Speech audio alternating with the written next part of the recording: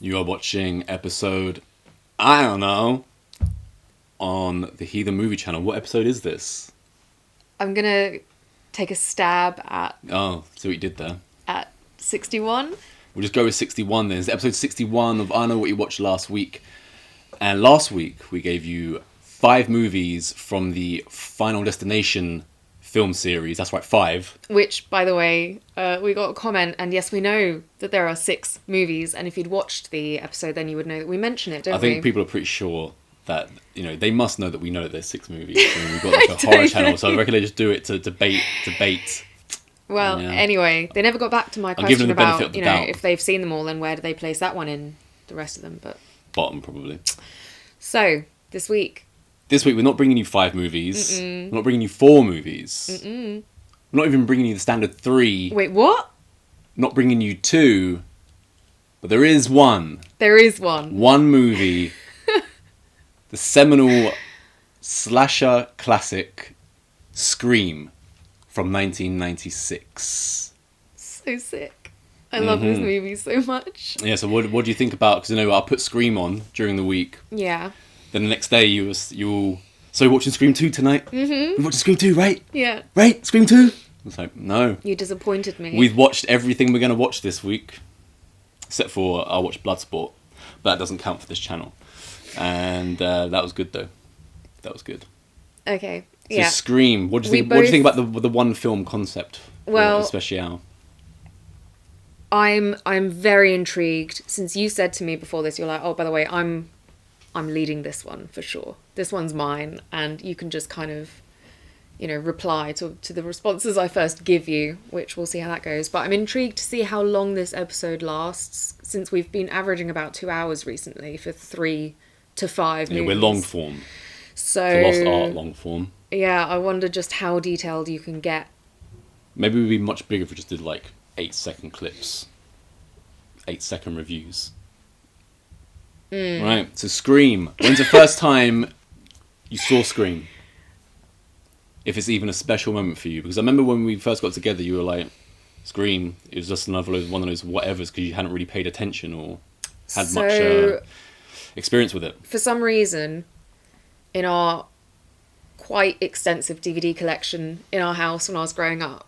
It's not going to be that extensive compared to like online people, really. Okay, but for an average childhood house. Anyway, may I, please? We had Schrei 2. And yes, it was in a German cover, so it was Schrei 2. But I don't think we had any of the other Scream movies. So I would have probably watched Scream 2 a few times before I'd even seen the first one. But I do very clearly remember it coming on to TV, the only English language channel, when I was in Paris. And, I was there with a close friend, a bottle of wine, and Scream. And it was one of the best nights of any holiday I've ever had. So, Yeah, just watching Scream. yeah, with a bottle of French wine in Paris and then going out But somewhat tipsy. you always tell me that you don't like Paris. I don't like Paris.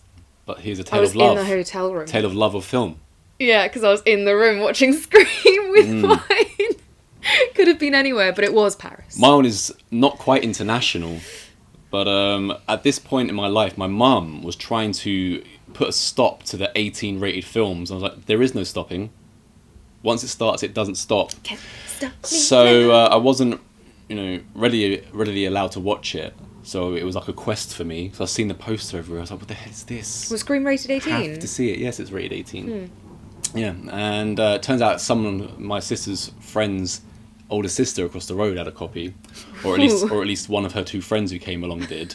And I heard about this, and I was like, right, after school, I'm going to that house and watching Scream, and that I did. I had to watch in the daytime with the curtains drawn, which I hate, but I would willing to sacrifice anything just to get my first glimpse of it. And yeah, I was blown away pretty much instantly. And 2 other girls that were watching it with my sister's friend's older sister. One of them was called Chantel, and she kept lusting after Billy the whole time. She was just like, oh, Billy, no! Billy, how could you? The thing with Billy is he is very much the young girl type. Would you say he's like a Johnny Depp type from Nightmare on Elm Street? without do the you know comedy. what? That very much came into my head, but maybe because Johnny Depp has a bit of the more comedic things, and Billy is literally acting like a psycho the entire movie. He's always looking like he's but thinking about stabbing you. the ladies love dangerous men. Which I was going to say, I think when I first saw this, when I was in my teens, I also found him very attractive. But watching it again this week, when I'm no longer in my teens, I was like, oh, he's a bit greasy looking. So he's unwashed, Billy, is he? It's not so nice anymore for me. And maybe once upon a time, but now I like my men clean. Yeah, I wonder if now Chantel's grown out of that. He's still like undeniably attractive. He's hotter than most of the like young up and coming hotties. We haven't got to the portion of my notes yet where I start discussing hotness of the cast, all right? Because that is in there. Okay. Well, I'll keep it for then. Because I was going to go into a whole sub story here. Yeah. So before we get to the hotness of the cast, the opening. Yeah. What do you make of this opening? The classic Drew Barrymore opening, which is in the house. Yes. Receiving the phone calls. I don't think I knew who, like, I didn't know Drew Barrymore as Drew Barrymore. I wasn't at the age where I ever paid attention to actors appearing in multiple things. I think she was still living off childhood fame at this point, though. So it's like another bring back of someone from the past. Yeah, because I think she was only about 21, 22 when she did this. Maximum. I love this intro, even though I still get a little bit of that feeling of why are you making those decisions? Why? It's like Randy says later on, you're like, why would you... No. All right, so all the things that Scream are pointing out... Yeah. Ironically, they're doing the same things, right? Yeah. Yeah, but about this opening, is there a better opening in horror? I've written down a few examples. We'll see if you just... so let's say Scream's at the top. Do you like Halloween better, the original Halloween? Michael walking through with the mask on. No. No, so Scream wins so far. Yeah. The Exorcist, Father Merrin on the excavation in Iraq, and he comes face to face eventually with the Pazuzu statue. I do like that one, but it's... So you're okay. There's not as you're much. Okay with that one, yeah? The Exorcist opening. Good to know. But Scream as an opening is still more... There's more action. It. Up to the Which point. one? The TV one? Well, they both have the same opening, essentially, because of I'm just talking about Pennywise in the drain. Yeah, that one is very spooky. Very different movies. Very different.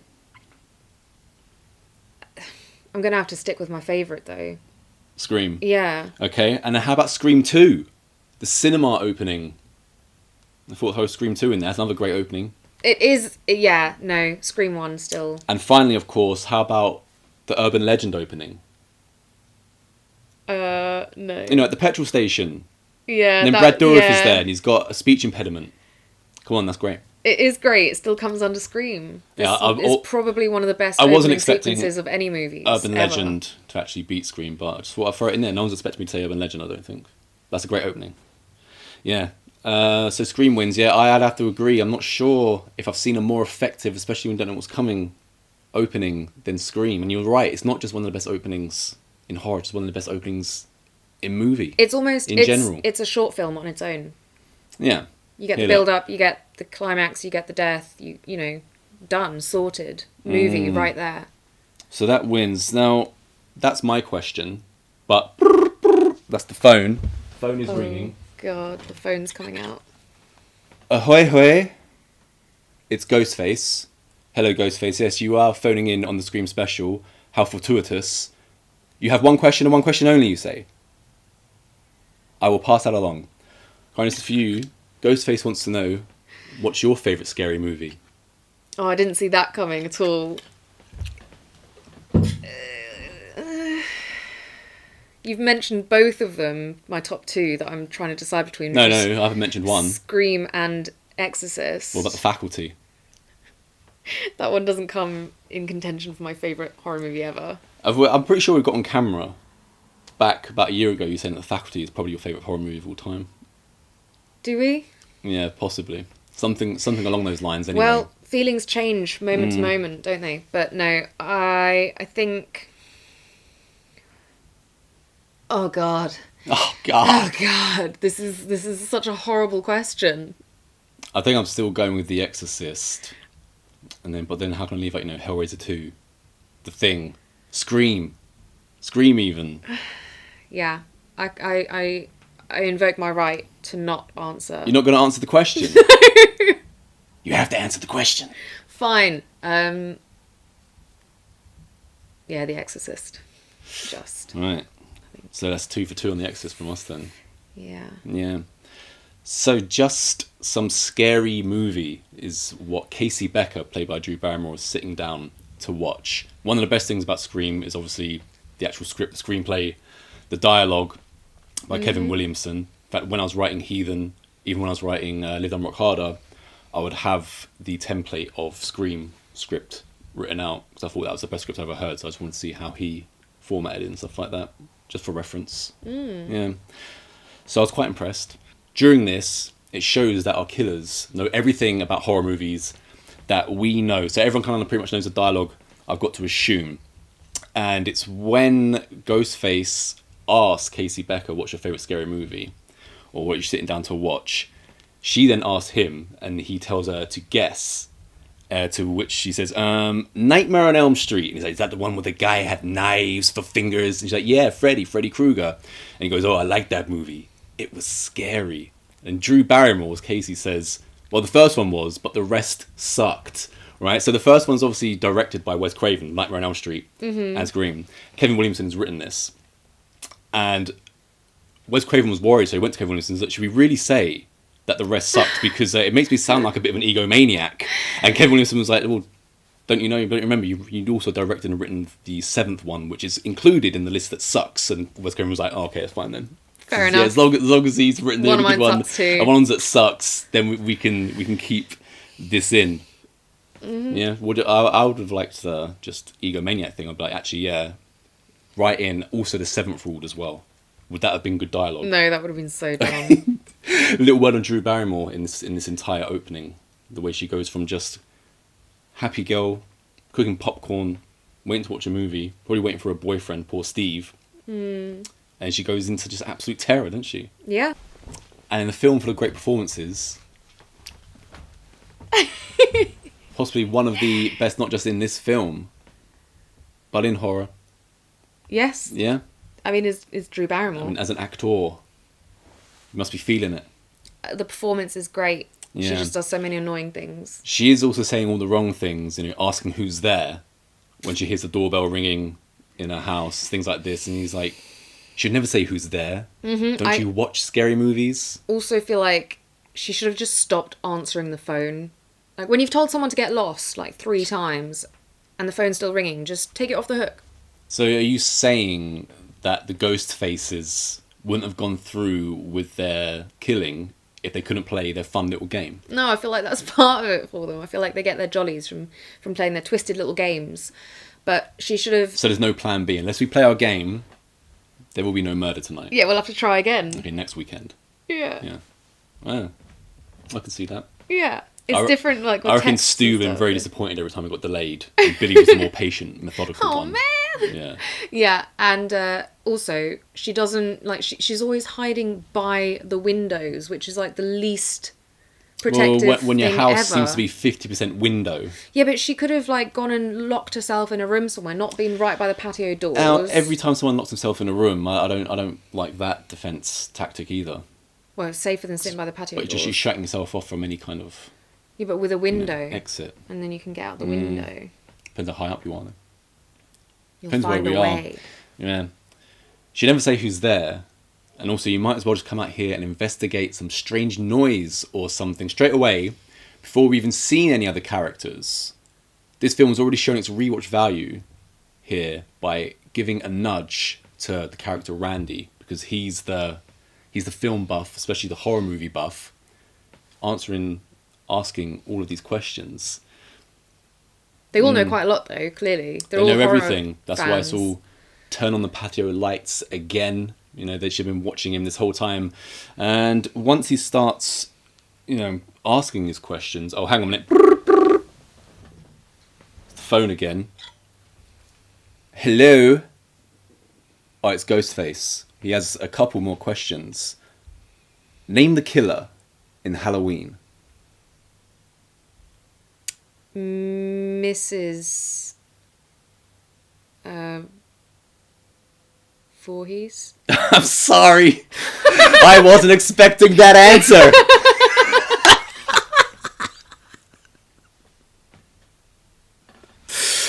I'm sorry, Ghostface. You're going to have to call back. This isn't a good time. Why do you keep answering the phone? Well, no, it's Ghostface. No one else has our number. No, the killer in Halloween is Michael Myers, who doesn't have a famous mother like Mrs. Voorhees. Oh, wait, did you ask me a different question too in the movie then? No, Ghostface also asked, name the killer in Halloween, first to Drew Barrymore. Yeah, that's where I thought you were going. I didn't even listen. I was like, wait, he's going for that one. I didn't listen. Yeah, it's supposed to be a conversational duo show, Karen, and you're not listening. Yeah, but you were giving me all the cues, like it was going to be the one that he asks first. I wanted to see, it was going to be an actual, it turned out to be, it actually was a real test. I thought she's easily going to get this. I thought you were just going to say, yeah, Michael Myers, and then you would also then answer Mrs. Voorhees for name the killer in Friday the 13th. And so obviously Casey answers Jason, but that's the wrong answer. But because you answered the question completely I even had her in my head in Friday the 13th. I had it in my head, so that just, yeah. Just a reminder, this is the Scream special, okay? So let's go on with this. So, please. Just like you, Casey's getting all the questions wrong. Eventually, she does get through at least one question before she completely poops out. Luckily, she had the bonus round, but the bonus round doesn't include poor Stephen Orth, her boyfriend, who's sitting outside on the patio and he gets gutted. Yeah. It shows it quite graphically. Again, knowing what we know, if she'd kept the lights on, probably, what would have happened? Her bonus question, though, being, what door am I at? She's going to lose either way because they had both doors covered. Well, then surely she's right either way. I was also noticing, when I first saw Scream, and the first time we see the Ghostface mask, which is when it turns to Casey Becker, when she's standing outside, that's Wes Craven in the mask, just for information. That's so random. That's Wes Craven in the mask there. Straight away, I was already like, oh, I don't have to get used to this mask. It's almost like it's just settled right in there, in the iconography of horror cinema. Yeah, he's over your shoulder. He is over my shoulder. Didn't want to freak you out before. We got him kind of everywhere. We got the mask. Then up there, got the R.I.P. Horror Collectors series, talking Ghostface in a box. I also have him out of a box.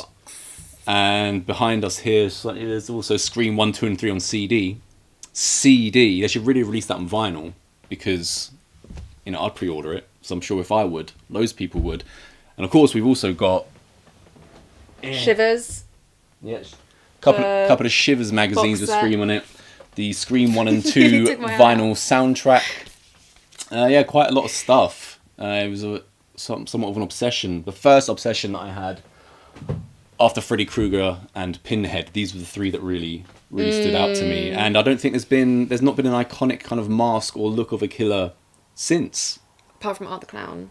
Yeah, but it's not as simple as just putting a mask on. Like, you can go as Michael, you can go as Ghostface, you can go as Jason, just put on a hockey mask and, a boiler suit. But to go as Art the Clown takes a bit more effort. I don't count the ones that have super amounts of effort. Because you don't put any effort in. Exactly, yeah. So I thought, I don't have a Scream costume, so I'll just wear an undershirt with a shirt over it like Stu does in Scream, in case anyone wanted to notice that. And I'll wear my Scream, one of my Scream tops.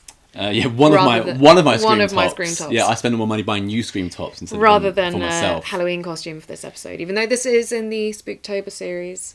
Yeah. Something about the opening as well, which I'm sure you noticed, is that anamorphic lens is working overtime. Did you actually notice it? It warps everything. It warps so it a lot. Much. Can you see how the warping is going to enhance Heathen? Mm-hmm. Yeah, I'm not sure. It was necessary in this, but I love it. Yeah, I don't question it. I'm sure I would like it just as much if it wasn't there, because again, I need it now. I need it. With the anamorphic, you're focusing on your character, so it doesn't really affect that. It's only when you take your eyes off the character and you look around you realise. So I guess it is a good subtle effect, but de-squeezing. Do I need it? Yes, I like it. They need it. Once Casey, she's been attacked and she gets outside. She's on the lawn. She's being chased by Ghostface. She trips over. And she ends up getting stabbed, I believe head-butted. And of course, eventually gets gutted, just like Steve, her boyfriend. And there's also a bit of strangulation in there. Something that people like to do on rewatches is work out who is killing who. And I'm not going to do that because it has been done. But it's just, good that they put in there. The strangulation, you can't tell it's Stu because it's personal. Because we find out later on that Casey dumped Stu. Right. And he claims back, no, I dumped her for Tatum. It's clear that he's been dumped. So yeah, I like that, like little nods to, right, okay, that's probably Stu because of the strangulation and it being more personal, and this for that reason and that reason. Ever sat and watched that from that point of view? I kind of looked at it a bit like that last time, but not in much detail, no. I do find it interesting, though. When she calls out, Mom, because obviously she sees her parents turn up in the driveway, and it was one of those things, I think, much like Janet Leigh in Psycho when she's killed off. They're using the same tactic here in Scream with Drew Barrymore, one of the most well-known, if not the most well-known of the cast at the time. And she's getting top billing. And as soon as she's offed in the very beginning, anything goes. And with Scream, so I've already mentioned what she's gone through there. She then gets, she's dragged away, hung from a tree, and gutted. Scream is the most sadistic of all the movies. I'm really concentrating on the trilogies when I think about Scream. I don't really have it past number 3. That's the perfect kind of end for me. The other ones are inferior to the first 3, I believe. So straight away you've got this, and everyone kind of assumes, or not assumes, but everyone goes by Scream's kind of a lighter horror movie almost. And I do get what they mean by that, because I can have Scream on before bed and I can fall asleep to Scream. I don't really put on Hellraiser 2 to fall asleep to. It's too intense kind of thing, whereas Scream has a kind of a lighter thing to it, but the lightness of it looking like kind of American Pie almost, because it's shot in the daytime in the sunshine, a lot of it, and things like this. It's hip and modern, right?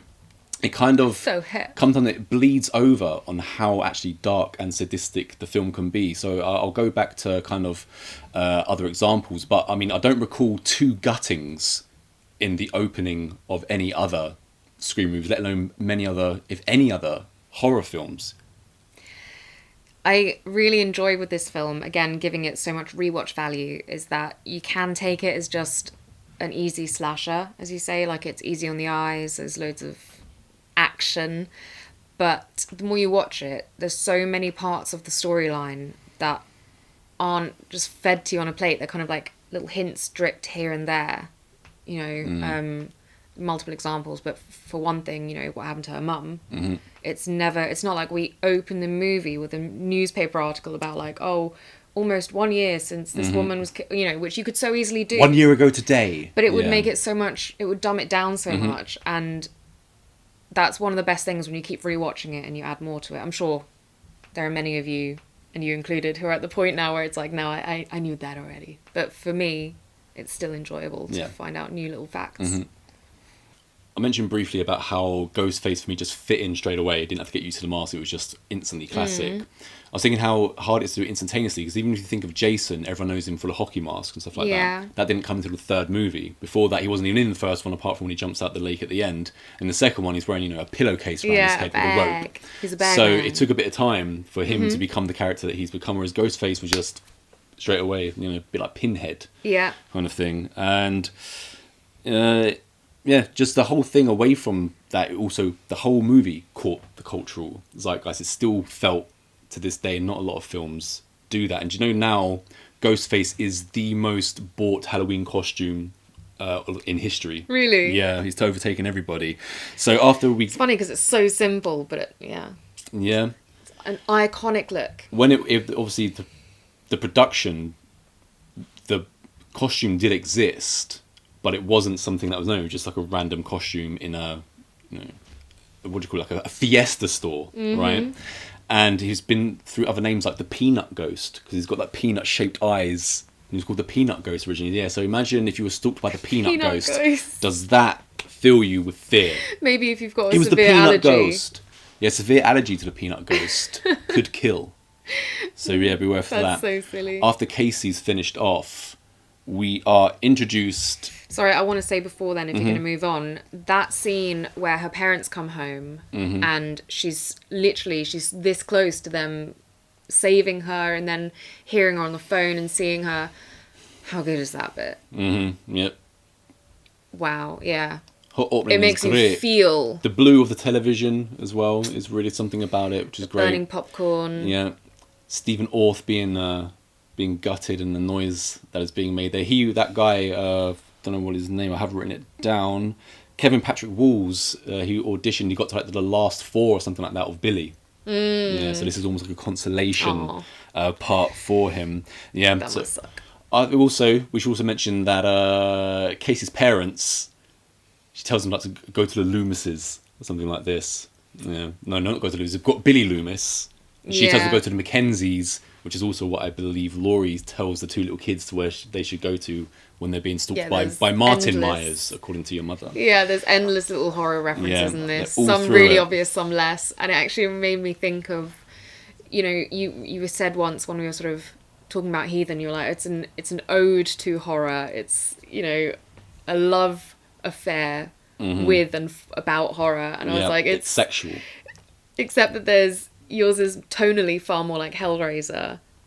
It still has those little moments without humour as they seem to add in with Scream brilliantly. But yeah. It does. And I've put in a couple of bits of what I think is funny in Heathen, but it's not like most people aren't going to get it, I don't think. So is it like Texas Chainsaw funny? Yes, it's as funny as a Texas Chainsaw Massacre, which is hilarious. Yeah. So we are introduced to Billy Loomis and Sidney Prescott. Sidney's there typing away on a computer, and Billy decides to come through the window. When we see Billy, he's like, "What naughty boy." I was home watching the television. The Exorcist was on. Got me thinking of you. Would that shine on the ladies? I've just seen The Exorcist. Got me thinking of you. Not really, because all I can think of is like pea soup bath and things like that. So that wouldn't turn me on. Yeah. He then goes on to say that it was edited for TV. All the good stuff was cut out, and he compares it to their relationship sexually, how they started off hot and heavy, and now they're just kind of made for TV. Yeah, geez, Sid, so your mum dies. Why do you have to stop giving out? Yeah, all the good stuff was cut out. So Billy Loomis, this is the first time seeing it, as everyone knows, he's one of the killers. I also mentioned how Scream is most sadistic of the Scream series. Here we have a guy, Billy Loomis, who almost a year ago to this day in this scene has raped, tortured and killed Sydney's mother, and now he's trying to take her virginity. Just think about how dark that is. I did. Yes. It's one of those things that can just pass you by in dialogue. Stuff like that. And they were already going out. Backstory, should I say. When he did it. Yeah. They were already together. And it's interesting as well then to think about with Billy's character. He got together with her initially, I'm assuming, just as most young couples get together. And then at some point, he's like, oh, my mum and dad were split because of your slaggy mama. Your slut mother was fucking my father. Yeah, so... she's the reason he moved out and so abandoned me. do you think, like, there's still... It's like he's got his affection for her as his girlfriend on one hand and his abhorrence because of what's happened? Or do you think it just wiped out the affection and he's just one-sided? Or do you think he's like a proper psycho and has both in there? No, I think it's one-sided. He can't wait to end her, and he wants to do it on the anniversary. Of course, that's what makes it even more so. Yeah, so pretty grim stuff.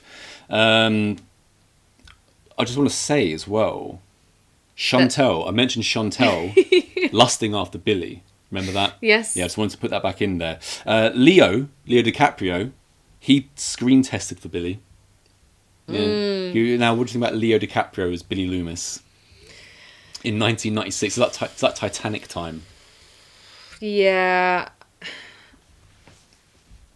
I think it would have been part of the game, fine, but it's like taking Johnny Depp out of Nightmare on Elm Street. It's never going to be quite. So Leo would have perfect. been fine, but he's no Skeet Ulrich. How about this? David Arquette, who played Dewey, was offered the role of Billy first, and he said, "No, I'd rather play Dewey." David Arquette. Okay, yeah, no, that I can't You can't see that. No. Right, I can. I'll bring up the example later on. And also, Freddie Prinze Jr., he auditioned but was turned down. But then he got to do Kevin Williamson's next movie. Of course, I know what he did last summer. And finally, so you're still saying no to everyone. Skeet Ulrich is still there. Yeah. Yeah, first choice for the studio. He couldn't make it because of illness to the audition. Vince Vaughn. Yeah. Now imagine Vince Vaughn. I've not seen Vince Vaughn that young. Smouldering at the screen. I've only seen him when he's like full adult, so it's really hard to. Vince Vaughn's the kind of guy that I only imagine as fully grown middle-aged adult. Yeah, it was like he didn't have a childhood.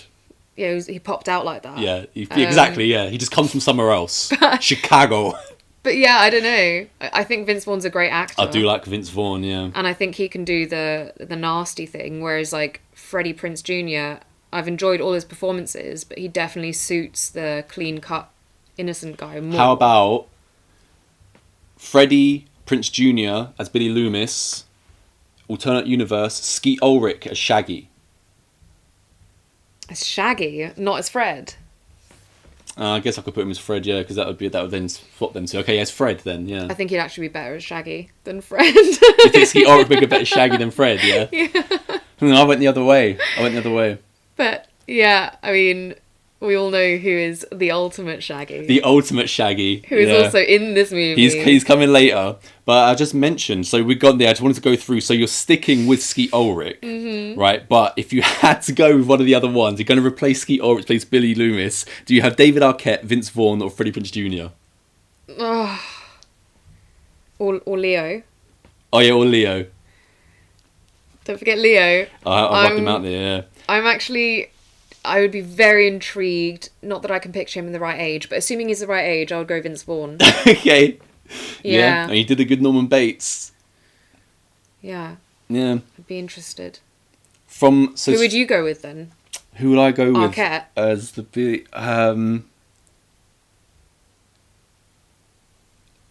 Arquette would have been really good as Billy, I think. The thing is, I'm saying all this, the questions. I just don't think he looks Skeet right Ulrich for it. Is perfect for the role. Yeah. Like he's just iconic in that role. Like a lot of the characters are in this film, so you can't replace him just for fun's sake. Yeah, okay, I'll go. I'm putting David Arquette as Billy. Yeah. So Chantel's lust of Billy, after that scene, we then move from her lust in that living room to mine, because it's daytime the next day, and enter Tatum and her righteous nips. Yeah? Oh, Tatum. And yesterday you said to me, you didn't know that I'd put this in my notes. And yesterday you were sitting on the floor and you said to me, I'm going to base my look tomorrow on Tatum. I didn't end up doing Yeah, you didn't end up doing it. You abandoned it. I do have like a yellow cap sleeve thing, and could have made it really cold in here, but I decided not to. Yeah, I really love Rose McGowan's wardrobe in that, and that's all thanks to her, because she was given by the wardrobe department things like dungarees and denim overalls to wear and clogs or whatever, and she was like, over my dead body. So she went out and got all of her own wardrobe for Tatum, and God bless her, because it's great. It did make me wonder this time watching it through, though, with her outfits and the way she is and looks and all of that. And then you've got Sidney Prescott. And I wonder whether, because obviously we've already mentioned that Billy's like, oh, since your mum died, basically, you've gotten a bit cold. I wonder if it affected like her wardrobe and stuff, because friends can obviously be friends with people who look completely different to them and have different styles, but usually there's a sort of similarity. Sydney's even more toned down in number 2. Yeah. And then number 3, so it does go on. She gets more and more serious. It is the growth of the character, yeah. Because Tatum is very much like straight out of Clueless or Mean Girls or something. Yeah. Yeah, good stuff. And Sydney is very... Although Sydney for some reason, she's still kind of hot in this movie. Yeah, she's gorgeous. But I've got to say, Tatum is arguably the hottest chick character I've ever seen in a horror film. What do you think?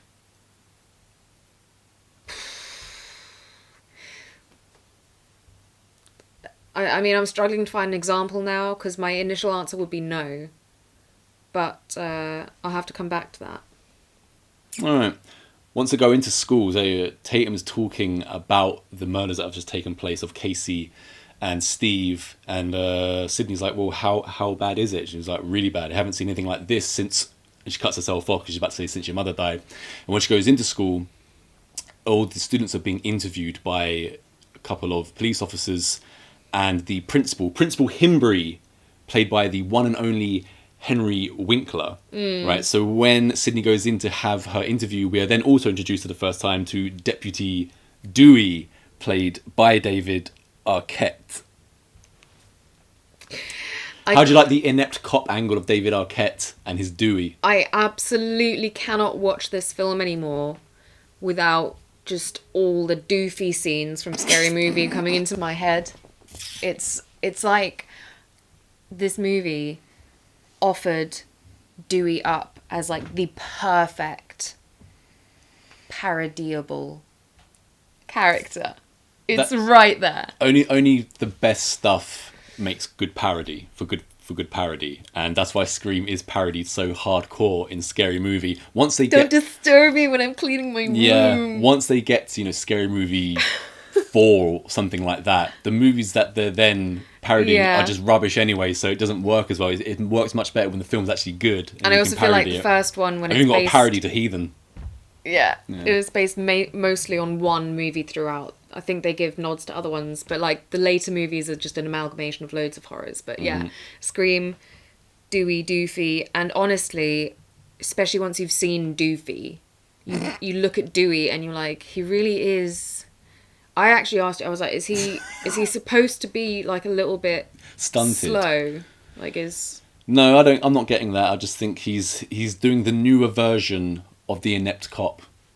He does it brilliantly. You're not supposed to call me that when I'm at work. He's my superior and stuff. And I'm just like, is he a bit special? Like, I don't know. But Poor Dewey. And him and Gail Weathers. Also, he at one point says, obviously to her, he's like, I'm 25. Mm-hmm. He doesn't look 25. Maybe it's because of that pencil thin that he's got going on, that smooth... He looks way older. Pencil thin moustache. But then they all look way older. Yeah. Once we were introduced to... I mean, this cast being virgins I find very strange to believe. But... There's like 2 virgins. Anyway. Yeah. I showed off all the other stuff that we got and included the vinyl of the score of Scream 1 and 2 and mentioned everything else that we had, like the CDs and the dolls and stuff. Something else which also goes with Scream...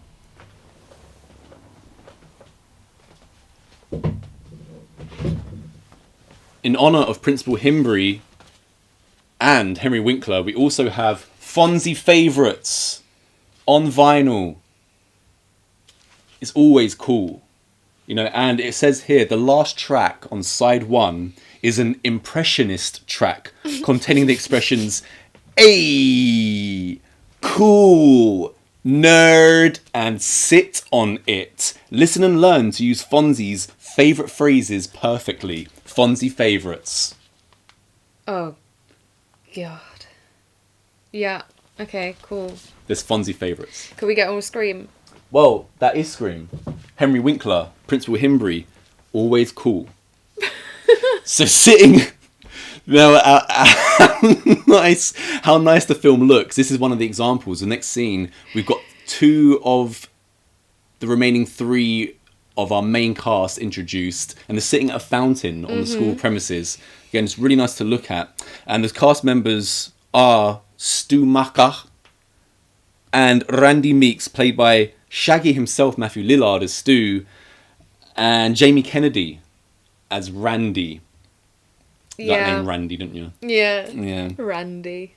Yeah. The Randy bugger. And where they're talking about the killings and what happened and what has been asked of them in the interview with the lawmen.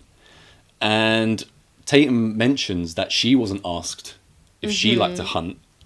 And the lads pretty much say, well, that's because there's no way that a girl could have done something like this. I mean, the guy was completely hollowed out.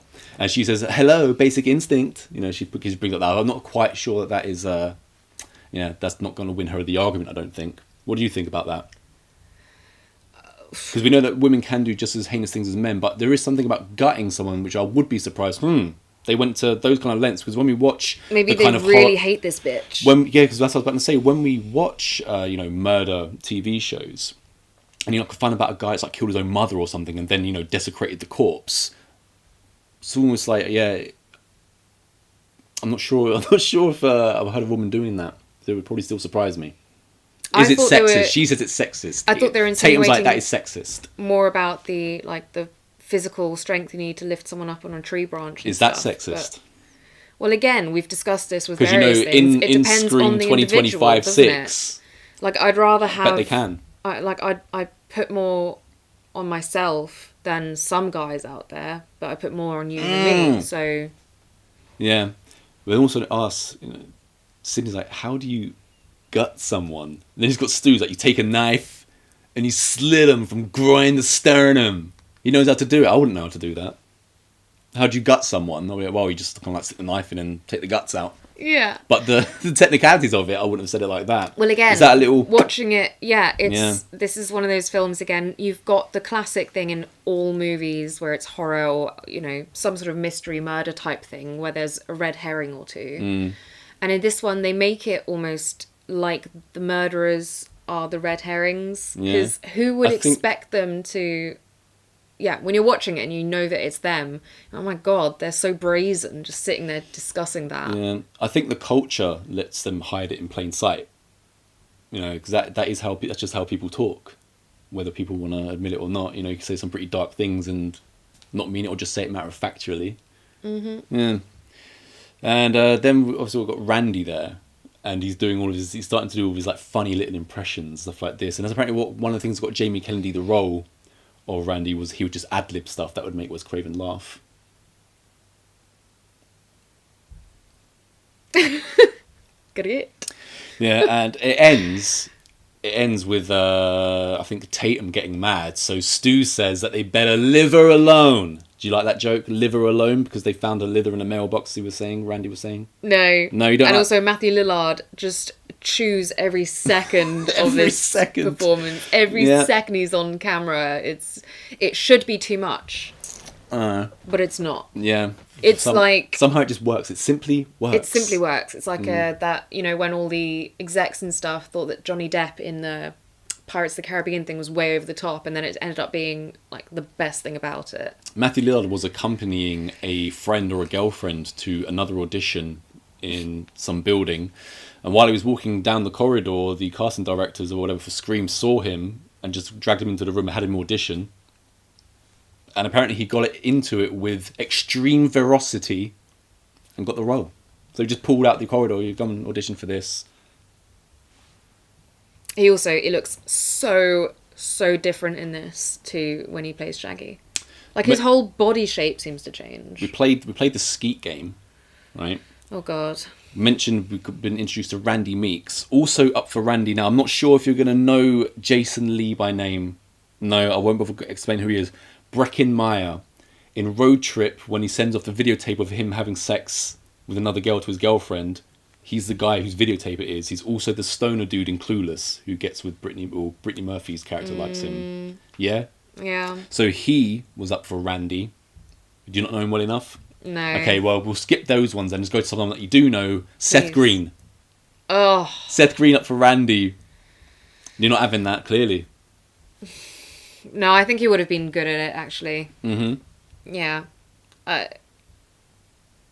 Seth Green is Seth Green. Yeah, he would have had the right look for Jamie it. Kennedy was he unknown at this point. Easily pulled it off.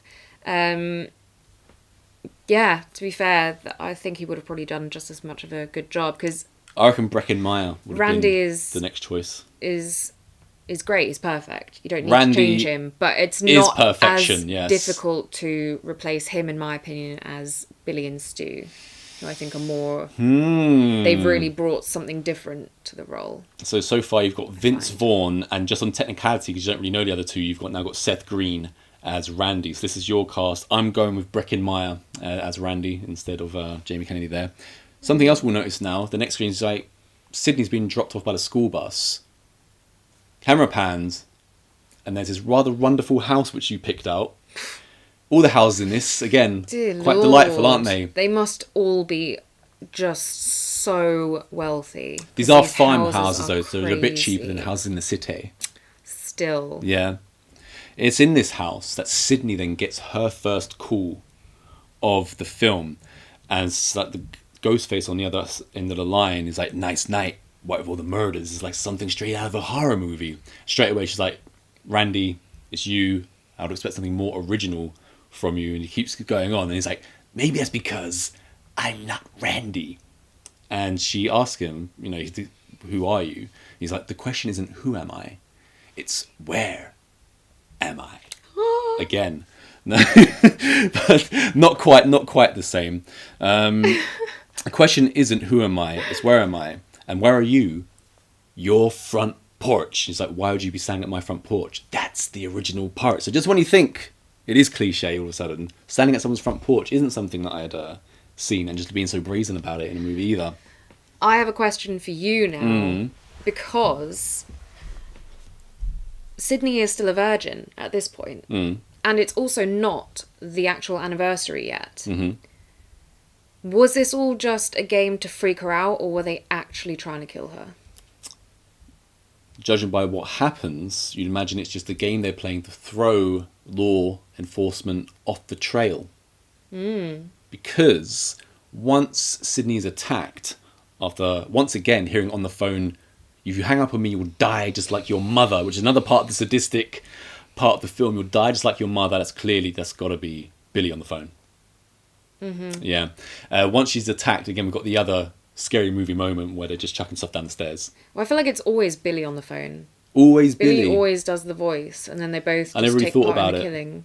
Yeah. I never thought about the phone calls, who's who. I don't think Stu has enough Stu composure. doesn't have the composure, yes. Yeah. But he could just say something just completely out of whack to really freak you out. Something like that. No, Billy's the control in this. He's Once the one she's in attacked charge. and she like double doors her room, she goes onto the online. Billy comes through the window again. And they do that classic thing where they have the camera on him very suspiciously, darkly lit. And a cellular phone, a mobile phone, falls out of his pocket and it freaks out Sydney. No wonder, look at the size of it. And it's like one of the only things that dates the film is, what are you doing with a cellular telephone, son? Everybody's got one, sheriff. You know, yeah, this is right on the cusp of everyone having a mobile phone. Yeah.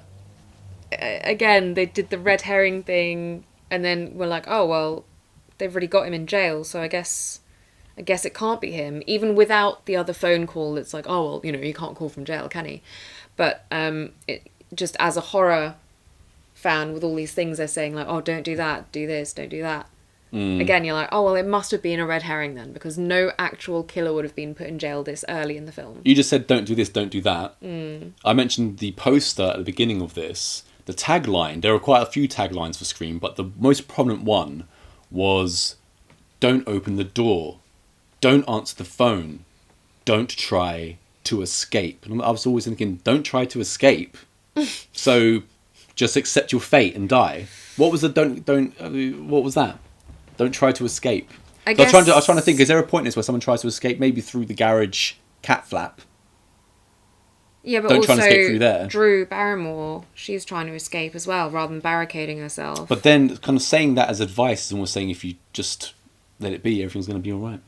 I think the suggestion is more that, you know, whenever someone tries to escape, they inevitably fall down, get got. Right. Whereas the ones who end up having to fight back because they've been cornered. Take your word for it. That's what I think. Once Sydney freaks out, there's a bit where, because I'm not going to go through the whole movie, I just want to mention certain bits, and there is obviously quite a few bits. When Sydney's running down, she gets to the front door, opens it, and it's Dewey. Scares himself with the mask. So silly. Yeah, and then once he gets outside and he's like filling in Joseph Whipp, the actor, who also plays a cop in Nightmare on Elm Street. He's saying, "Oh, I caught Billy. He's the killer." Yada yada yada. As Billy's driven off, Tatum shows up and she's tending to Sydney in the back of an ambulance, and Dewey's over there as well. And she goes, "Her dad's out of town. She's gonna stay with us tonight." And he's like, "Does Mom know?" So again, the whole inept cop thing, the way that he plays it, and the lines that he gets to say, I do just think it's an homage to the ridiculous law enforcement we've had in slash movies from the 70s and especially the 80s. It also reminds me a little bit of the cop in Cabin Fever. Party man. Just go inside, have yourself a big 40. Once, also at this point, we're now introduced to Gail Weathers, played by Courtney Cox. She shows up on the scene as a fierce news reporter, ambitious as hell, willing to do anything to get the scoop, man. And she's also got her cameraman, who she abuses constantly. Kenny the camera guy. But you fat lard ass. Yeah. What do you make of Courtney Cox in this? Because I think we're on only maximum season 3 of Friends, so she's probably just blown up worldwide rather than just in America. And here she is playing a completely different character. She had to actually really fight to even get an audition for the role because people were just like, no. Yeah, I'm sure. I can see why she would want to do it. It's completely different to her role in Friends, and as an actress, I'm sure she's sick of just, being pigeonholed, and so she would jump at it, and I think she does it perfectly. I totally buy her in the role. Yeah. And also she even manages to seem older and everything. I think she's brilliant in it. Yeah, hard to... Whereas I couldn't see Rachel jumping out. Everyone else that's been in Friends hasn't come close to a breakout performance in a movie like this. They've all tried, but no one's recognised for anything quite like Courtney Cox is also recognised as Gail Weathers, and she's part of the furniture in this. She's also a scream queen herself. So it's that now I've written down. So now we've been introduced to all the guys, right? So who's the hottest guy? Because so far I've got, Courtney Cox is pretty hot. Nev Campbell's pretty hot. I've got Tatum, right? Rose McGowan. So now we've got Billy, Stu, Randy, Dewey, or Henry Winkler. And don't forget, Henry Winkler the Fonz is always cool. People want to know, Karen, who's hot? Who's hot stuff? Yeah, okay, so Billy is undeniably hot, but he's a type, and it's not my type. At least not anymore. Not anymore. I kept just seeing how greasy his hair looked and how miserable. He was very much that sort of goth so almost. There was one time you would have gone for a miserable, sullen greaser. Probably. Whereas now... Maybe I'll stop washing my hair. Actually, I have to say Matthew Lillard isn't looking bad. He's got nice broad shoulders and a well-built physique. And he's got that sort of devil-may care thing going on, which is quite hot. You're just going to have fun. Yeah, it's just going to be a fun time. An idiot, not someone you're going to settle down with. With Billy, it's going to be more intense time. With Stu, just a bit of fun. So what talk about the merits of Randy then? Did you talk about the merits? He's got the knowledge. Randy's not horribly unattractive. He looks fine. There was a little thing that was kind of almost happened where they were going to get Sydney and Randy to get together for Scream 2. I don't think it's completely out of the realms. No. I don't think it's what? She'd and let never... the geek get the girl. Yeah, and also it's the character and everything. It's not very sexy. Not sexy. No. But of course, Henry Winkler. Not sexy. That's the Fonz. Dewey. Not pencil sexy. thin. Dewey's way more built than probably Billy and Stu. Yeah, but Dewey's an idiot. He's so dumb. And he's always like, oh my god, it's Gail Weathers. Once Gail Weathers shows up at the murder attempt of Sydney, she confronts Sydney, or they're brought together. And of course, Sydney doesn't like Gail Weathers because Gail Weathers has been writing a story or a book and reporting on how she doesn't believe that Sydney has got the right person in the electric chair for the death of her mother, played by your favourite Liev Schreiber. Yeah, as Cotton Weary, who we only see on a television screen in this, or the other characters watching him. It's not even alluded to that he's going to be in the second one. It could just be throwaway, but it's not brought back. Also a really good thing. And once they get together, Gail cops smack in the face. Bam! Bitch went down. Mm-hmm. Yeah. So they go home, and we've got Dewey reassuring the girls that everything's going to be okay. So I'm to be right next door. And the phone call happens, and because they put Billy away now. Phone call happens. He's like, poor Billy boy. And once the phone call ends, Dewey comes out to investigate what's going on, and he picks up the phone himself. And what does he do? Hello. Did you like that? That is a conscious decision from David Arquette to answer the phone like that. Or are you just imagining him with the Hoover in his hand? 100%. They're both funny though, Hoover and hello. Yeah, but Is Dewey Doofy, yes. with the Hoover in Scream, do you think? No. No, so he's not doing that. Okay, right. So it's just original from Scary Movie. Yeah, they're just alluding to the fact that he's all like, you know, half undressed and dishevelled, and like, what was he doing that took him so bloody long? Everyone else is there. After Gail Weathers has taken a smack in the face from Sydney, the next day, when Sydney's like trying to get to school, we see Linda Blair from The Exorcist pop up briefly as a reporter. So Reagan has, she's overcome the occult and the devil, and she's now a successful TV reporter. And there's a confrontation again Woodsboro between Sydney and Gail. Yeah. And one of the best things... Oh, by the way, I love it when a horror legend just pops up in a horror movie. You got love those little Easter eggs. And we get like the whole thing, everything that Gail Weathers is about, because she starts questioning Sydney about the guy, Cotton Weary, who she's fingered for the crime. And he's going to be, fried for it. And it's kind of like their conversation makes it known that Sid doesn't seem to be as sure anymore. Right? Even though she hates what Gail has been writing in her book and stuff like that. And as Sydney walks away, she's like, I could save a man's life. And Kenny kind of like smiles for a minute. It's like, yeah. He's like, do you know what that could do for my book sales? Great writing again, because you only need that little part to know exactly the kind of person that she is. Yeah. What about the name Gail Weathers? Gail Hailstorm. Is that a good... I mean, she should have been a weather lady. That's what she says. Yeah. But that is actually what she says. I'm not just trying to make that into an innuendo. So far in your cast, you've got Vince Vaughn and you've got Seth Green. For the role of Gail Weathers, Elizabeth Berkley auditioned for it but was shut down instantly because of the backlash from Showgirls. Didn't even get... Yeah. That's so harsh. Yeah, well, that's what... plus, why should you get backlash from Showgirls? Great performance, great film on many levels. Right? After her, we also have Brooke Shields. Brooke Shields almost got it after... You must have heard the name Janine Garofalo. She's like a comedian in America, very prominent in the 90s. Yeah, you've seen her in an episode of 2.5 Men. She's like, you're a pig and you use me! That character. So that's Janine Garofalo. Almost went to Brooke Shields. So yeah, we've got Brooke Shields, Janine Garofalo, who you won't know, and Elizabeth Berkley. I know I'm doing. Yeah, Elizabeth Berkley would have smashed it. Berkley, yeah. Yeah, she would have done... She would have been great in that role. Fantastic job. Hard to say better than Courtney Cox, because you can't really get better than what Courtney Cox does in this, but Elizabeth Berkley would have been. And then, you're on your way to not just a slasher, but a sexy slasher. The sex appeal is going to take right over here after this. Carrying on like with a bit of stories, a bit where Principal Himbry, a.k.a. Henry Winkler, a.k.a.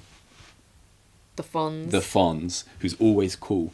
He expels 2 guys who've been running around the school for wearing the mask and kind of terrorizing Sid, and he calls them a pair of desensitized little shits and that he hates their whole thieving, whoring generation. That's quite apt, I think.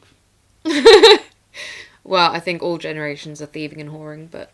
Problem is, he expels them and then just starts mucking around in the mask himself. Boom! And he's also, like, getting really close to them with a knife and all that, isn't he? He's very... Scissors, yeah. Scissors, that's it. It's very... Threatening. Threatening, yeah. But he is also a red herring, isn't he? He is a red herring, yeah, for a very short while anyway. Because it's not long that he's, like, walking around the hallways. And then who's he bump into? Fred the janitor.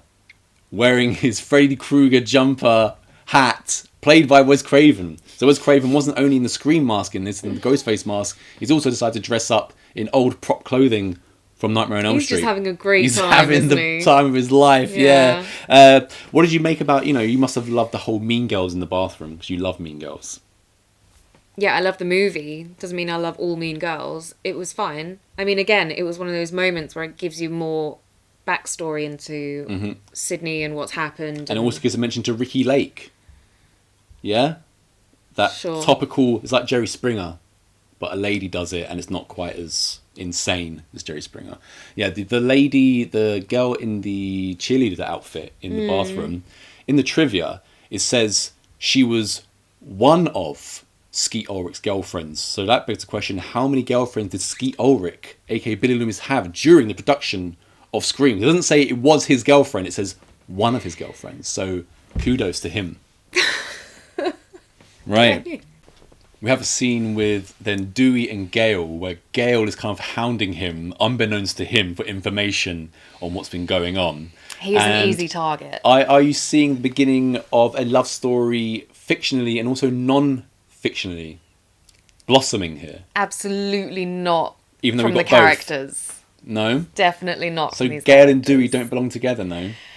Do you not root for them? It does, yeah, especially Yes. as the films continue. But in this Absolutely. first one, no, this is a match made in hell. This A is match made in terrible. hell? Yeah, awful. I mean, she is completely put together. She is...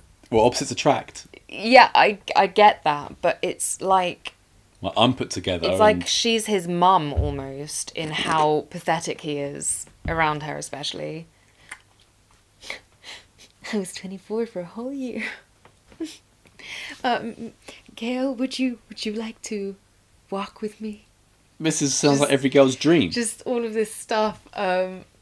Yeah, it's weird. It makes it seem like there's a massive age gap. So the coming together of Gale and Dewey is just it's not doing it for you, no? Like I said, I love it as it goes on in later films, but it's just But you just bizarre. wish it hadn't started. No, it's just weird. It just doesn't... I wish that Dewey wasn't quite so doofy. After those two kids who got expelled running through the hallways, Yeah. you know, because all this commotion, called a curfew, all the school kids got a curfew, and there's no more school, so that means school's out. School's out for summer. Yeah, your favourite, School's out forever. Yeah. Screw that. Alice Cooper. So we've got That was that. Yeah, no, we got it's actually Tatum blasting out Alice Cooper. She's got her speakers on like part of the roof of the house, so everyone can hear it. And she's sitting down on like this But it's little not her porch. house. Sydney's house then, or whoever's house it is. The party is at Stu's house. No, we're not having the party yet. Oh. This is not the party bit. It's the school's out, Oh. Oh, right. right? And Tatum and Sydney are talking about Oh. things that if you hear something over and over again, you just start to believe it. So now even Yeah. Tatum was questioning Sydney's, events, how they unfolded. She's thinking that Liev Schreiber also didn't commit the murders. And even she says your mum was a slut. Not in those words, but basically. yeah, she catches her tongue a couple of times in this Tatum. I was like, wowzer. Wowza! Saying that like to your best friend, and your best friend's just moving on. It's a Scream baby. Ouch. So Sydney, the character of Sydney, played to perfection by Neve Campbell. Other contenders for the role. Do you know who Melissa Joan Hart is? Sabrina the Teenage Witch. Oh God, yes, I do. Yeah, so she was up for it. Brittany Murphy. Alicia Witt, who plays the killer in Urban Legend, the psychotic lady. She's also in Scream 2. And Melanie Linsky, who plays Rose in 2.5 Men. Followed by, finally, oh no, not finally, wow, Claire Danes turned it down. No Claire Danes, right? As did Reese Witherspoon. Reese Witherspoon turned it down, she was offered it. And the last one, who it was between her and Rose McGowan, was Melinda Clarke, who plays, you'll know her from, in Entourage, she is the wife of Malcolm McDowell. She's his much younger wife. And in the 90s, when she's incredibly hot now, was then, in the 90s, she would have completely fit this cast. And in Sydney, she also, once she found out she lost it, they offered her Tatum, but she turned it down. She would have made a great Tatum. Yeah. Yeah. Because you're not turning down that sex appeal. Right? It's like Jenna Avid. There's something about Neve Campbell that's reminiscent to me of what you get with, Stage actress almost. well, that, but I was going to say with Sigourney Weaver. Yeah. They have, Regal. yeah, they have this thing that's completely... You can't I mean, buy don't it. get me wrong, Neve Campbell is stunning. Sigourney Weaver can also look gorgeous. But they have this complete disregard for that. And it gives them... And also this thing of not acting all like, oh my God, I'm scared. It's like, holy shit, I'm scared when that happens. It's a much more realistic portrayal as a quote unquote strong woman, isn't it? Like, compared to what they try to do now, which is just kind of unrealistic and just silly for the most part, and kind of annoying. They used to be able to write female characters. I just love what Neve Campbell does with this. The way she performs all of it. It's so, yeah. If you could have another one, though, are you going Reese Witherspoon simply because you love Legally Blonde? Or are you going Brittany Murphy, Alicia Witt, Melanie Linsky, Melinda Clarke, or Claire Danes?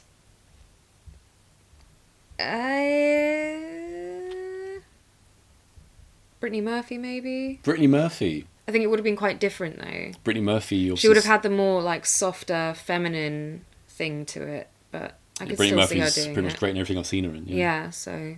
Including Cherry Falls, that slasher movie. Yeah, I think she would have done a really interesting take on it, but it would be very different. I'm going... So is that you selecting Brittany Murphy then? So you've got Brittany Murphy as Sydney Prescott. I'm going to go with... so far I've got Elizabeth Berkley as Gail Weathers. Now I'm going to go with Melinda Clarke as Sydney.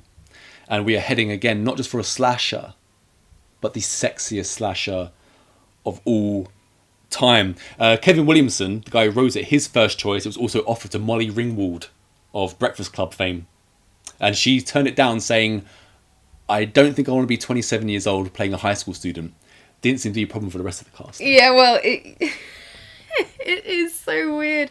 I think when you're a kid, you kind of accept everything more. You just take what's given to you. But the older I get, the more I look at these kind of castings, and I'm like, I love this cast, and I wouldn't want to change them for the world. But it is really bizarre that they're acting the age they're acting. Like when Tatum says that, bam!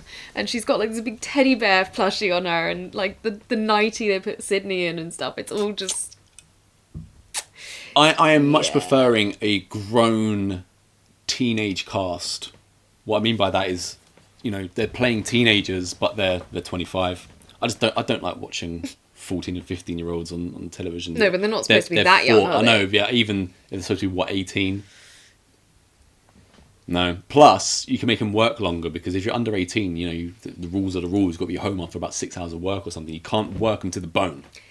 Yeah, but you can also get people that are slightly closer to the right age and still over 18.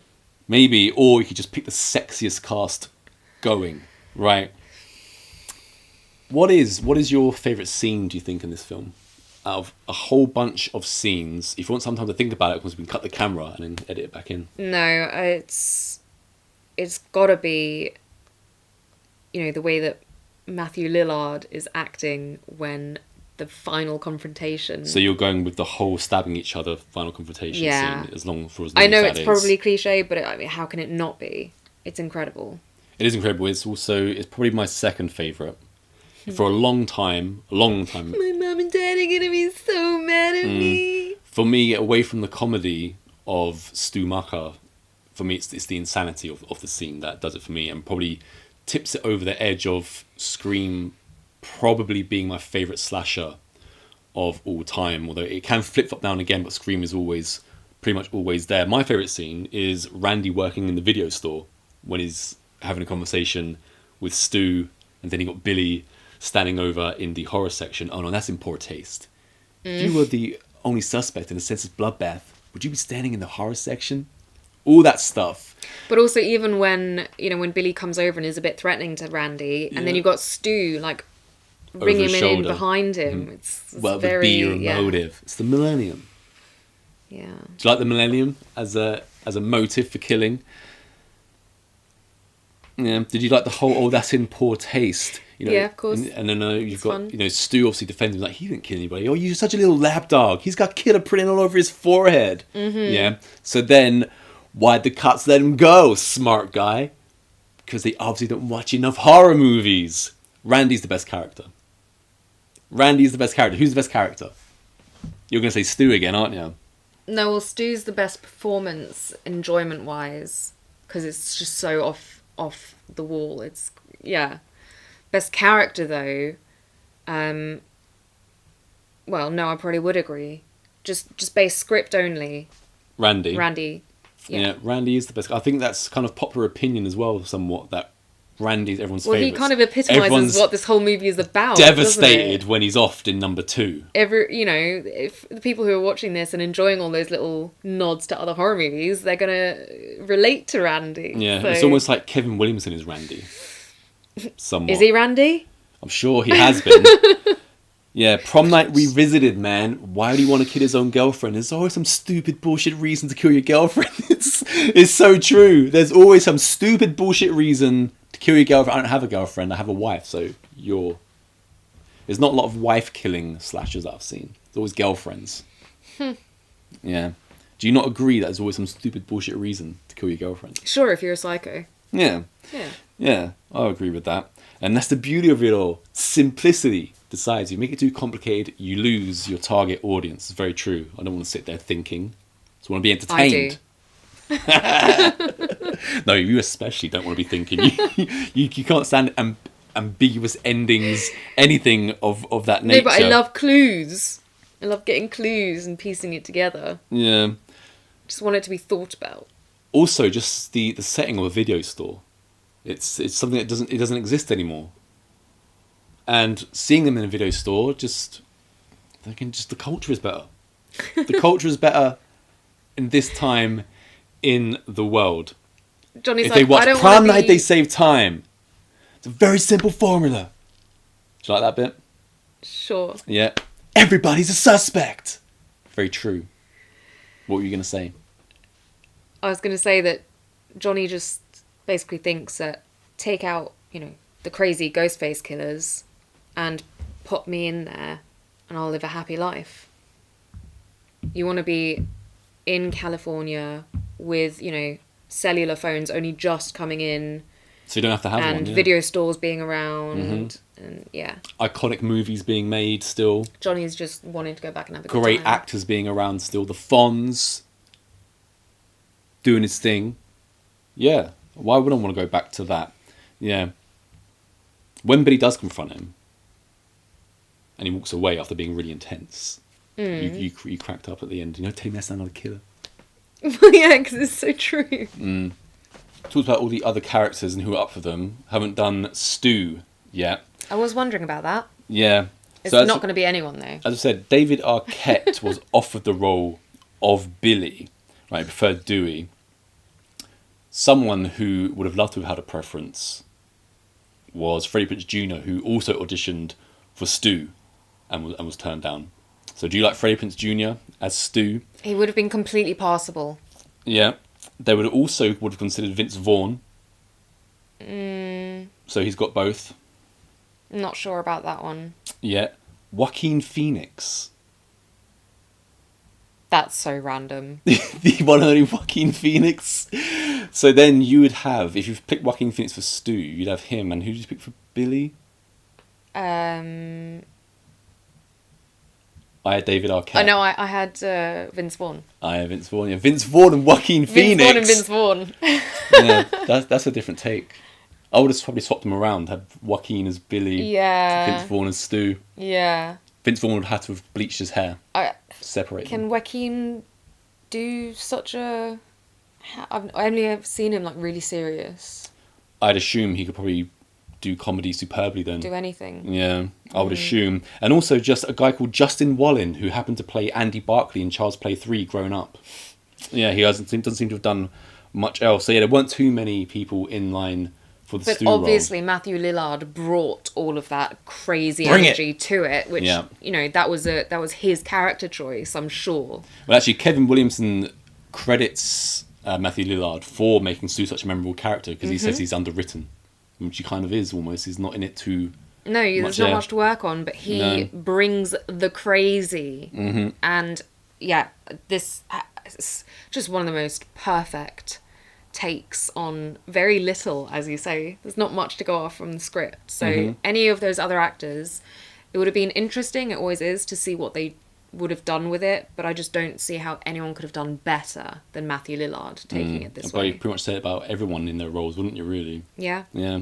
Once we move on a bit, there's a bit where Joseph Whipp, as the big boss of the police department, he's talking with Deputy Dewey. Yeah. And Joseph Whipp is smoking. A dude's licking an ice cream. That If you notice the score behind that, could it's literally a comedy scene. again be in Scary Movie because it's just so silly. It's Marco Beltrami's first ever score, and he decided to do away with slasher movie cliches and went with a western type score. Ba, ba, ba. You know what I'm talking about? Yeah. Yeah. Soundtrack's really good.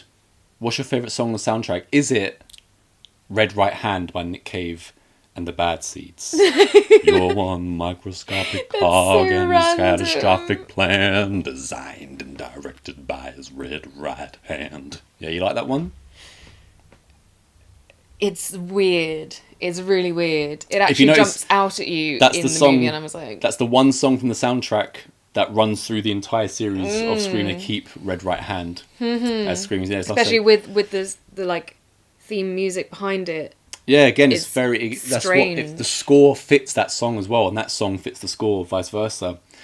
But I've got to say, my favourite song on the soundtrack is Youth of America by Birdbrain. And after the ice cream licking smoking scene, we get like a music introduction to the party, the 40-minute long party at Stu's house. And what a great segue that is. Yeah. There's an equally good segue in number 2 with Everclear and Sarah Michelle Gellar being thrown off the balcony.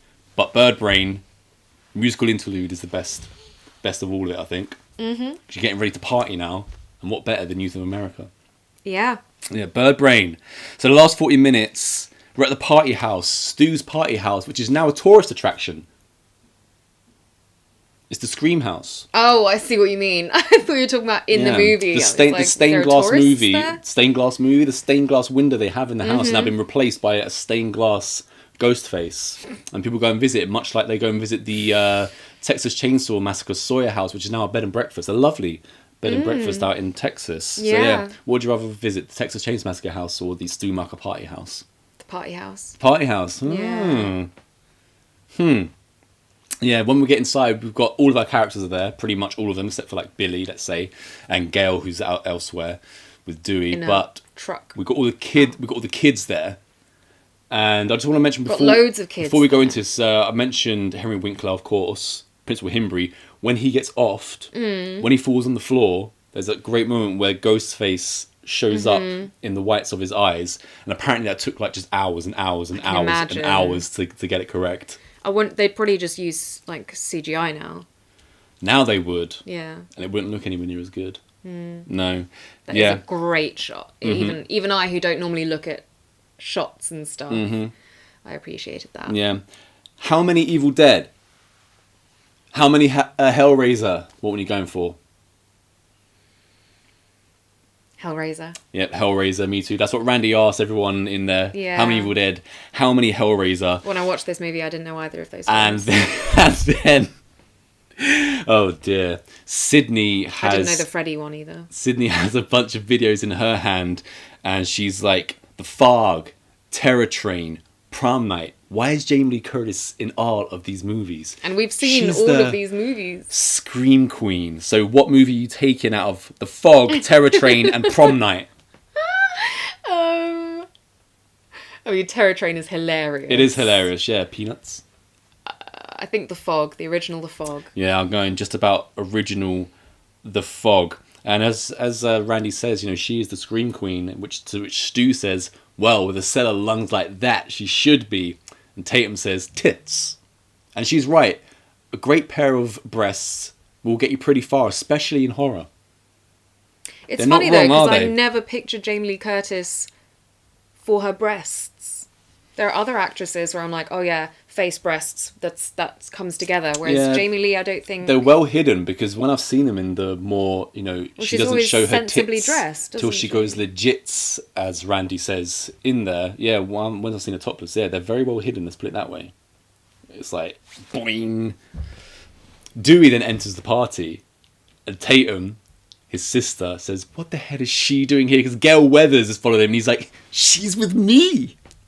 So that goes with your how are they together, I guess. I mean, because even Dewey cannot believe she's with me. Yeah. I love what Dewey. does she see in him? Do you That's what do I you wanna hate know. Dewey? No, I love Dewey. Yeah. He's an idiot though. During this time, we now have Republica's Drop Dead Gorgeous playing as a party. That's a great party song, right? That's getting the party started. And we move into, of course, what am I? The beer wench, Tatum in the garage. Yeah. Please, Mr. Ghostface, don't kill me. I want to be in the sequel. And that is the first time we hear him alluded to as Ghostface. Originally, Ghostface was So gonna... she like coined it in that moment. Essentially, yeah. That's the way it goes. Or in the script. That's the way the cookie crumbles. They were also going to have Ghostface in a white robe to make him look more ghostly. Ghostface, ghost. But then they were worried about kind of, comparisons to the Triple K. Oh, God. So yeah, wise move to to abandon that. Oh, dear, yeah. You're not wrong. But also, the black is so much better in terms of, like, you get the stark contrast of the ghost face. If the whole outfit was white, it would take away from it. And also, it'd be a lot harder to, like, sneak around. Yeah. Want to play psycho killer? Can I be the helpless victim? She's got a lot of great lines in that. Yeah. What a great scene that would be for any actor. What about when she starts chucking the beers? Is that a good defense? Fucker! It's better than nothing. Yeah, those beer bottles do smash quite easily, though. Especially in the nuts. He must have had a hard-on. But again, he's watching Tatum, so... I also feel like if that was a proper beer bottle that had been smashed in his nuts... Maybe he wears a cup. I've never been in a situation where I'm, like, trying to murder someone in that moment. Oh. So I don't know if maybe the, like, adrenaline you get kills that pain, but from what I've seen men react like when they get any kind of knock to their nuts, he would have been out for long enough for her to do something. I've read many examples for your life of men being obliterated in the nuts. Yeah, well, in this country we play a lot of football or soccer, as some Americans likes to say. And, I don't know anyone who hasn't taken football to the nads. Yeah, balls to the nads. Yeah, which you all know hurts more than giving birth because women want to go, I'll have another one of those. No one has taken a football to the groins ever gone, I'll take another one of those. Yeah, and you guys spend like 10 minutes on the floor just like, oh! Do you like the chucking of the beers and the freezer door in the face? Yes. Tatum's got spunk, but then she ends up having her neck broken in a garage cat flap. It's because her tits were too big. Yeah, although she could actually fit through that thing. I'm sure she could because it certainly looked big enough for her. But again, yeah, with those knockers, she got all bruised up as well, hanging there all the time. That's a great kill. What is your favourite kill? That one, I have to say, when I watched this the first time, that one is the one that stuck with me, actually, is the Tatum It is an one. iconic killing, yeah. It's hard to forget. And also, it's got that whole thing for me. I've mentioned it before. When you get, like, the foot pulling through and the doors closing and, like, are they going to make it? Are they not? That is one of my biggest things. And with Tatum in this, even though she's, she gets stuck pretty quickly. Is that why you really it's still partly there. You like the scene of the neighbour standing at the end of the corridor when Josh comes home? He's got his keys and he's trying to get in, Yeah, I do like that. That is from the movie the Heathen. Tension. Apart from that, though... So you're saying the that's first one, number Drew one? Barrymore. Yeah, I think Casey Becker is my favourite killing. It's just brutal. It's absolutely brutal. Yeah, kind of, and especially with her parents being there over. And stuff and that whole... It makes it even more... It's another thing of the comedy of it all taking over how brutal this movie can be at certain points. In fact, the movie was almost shut down really quickly by Miramax because they were getting the dailies and they weren't sure. It was like, what the hell is this? Am I supposed to be laughing? Da-da-da-da-da. So Patrick Lussier, the editor, and Wes Craven put together the beginning sequence so that they could throw something out there to New York or whatever. The show, no, this is what we're making. And the whole thing of people saying, oh, this is a black comedy, it's not, because it's not purposefully funny. It just is funny. It's not trying to be funny. It's naturally funny. He hasn't sat there and think, oh, what can I write here as a joke to be this, that, or the other, which is what they do now. Or how can I be meta, right? Well, it's just natural. It's a horror movie that is also parodying horror movies, isn't it? That is, but I wouldn't even find the parody to be so much what is as the comedic element of the film. The most on the nose one is definitely the janitor Fred. Right, yeah. Clearly. Not you, Fred. That one's such a, yeah. But I guess the rest of them are a lot less, like, when it's coming from Randy, for example, that's just his character saying stuff that Exactly, happens yeah. to be funny, rather than making an outright joke. That's different. He actually is quite a funny character rather than just annoying. Mm-hmm. So are you going with Casey or Tatum? I'm I've gonna got go Casey. with Tatum. You want to go Tatum? Yeah. Pretty much is those two, isn't it? Because everyone else is pretty much just stabbed, almost. Although if you... And a lot of it, you don't see, like, the whole thing. You either Yeah. see the beginning or, like, the aftermath or something. Mm. And I mean, you know, we don't get much from Dewey. Gale's... Not that either of them die, but, you know, from the attacks. I quite like the Kenny the camera guy, because, you know, he gets his throat slit and he's like... But then it's not over because he's put on top of the roof, and as Gale drives off in the van later on, he slides down the windscreen. I like that. That's pretty cool. I'm sorry, Kenny, but get the fuck up! Yeah. Yeah, really good. And also that moment when Sydney is in the van and then Ghostface appears and she, like, has to crawl out the back of it. Again, that's another one of those. Yeah. I was like... and then she gets birthed out the back of it and I was like, oh, God. Birthed. It's all good. Past it. Now that we've been introduced to Gail Weathers and Kenny the cameraman and everybody else, we are missing one integral cog in the cast machine. Who is it? I have no idea. No? Very important to the film. Extremely important to the film. I have no idea. Roger Jackson as phone voice. So essentially he's playing Ghostface, the guy with the phone. That's a voice actor, Mr. Roger Jackson. And he, you know, what's great about that role is that no one's watching you. You're doing it over the phone, so you just have the script in front of you. Do you like that? Well, if you're going to give a really good performance, then you should probably know what you're going to say anyway. So I'm pretty sure he knew it off by heart then. Yeah. Yeah. And he wasn't in any of the cast readings, anything like that. The first time Drew Barrymore heard him over the phone was on screen. What do you think of that performance as the phone voice of Ghostface? I guess it's quite good if it's become... Quite good? It's become sort of iconic. It's quite good. So, yeah, I don't...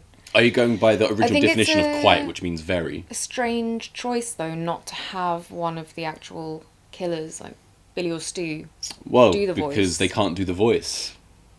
They will just do what they say they do and use But something in once post. they actually bring that thing out at the end, it sounds nothing like Roger Jackson whatsoever. Right? I had one of those as well, because of course everyone bought one of those after they watched Scream, put the mask on and made prank phone calls. I didn't. I did. I was a baby. And the two of us as well, so we kept it legit. Right? Me and Jimmy. So are you saying then, because this is going to be my next question,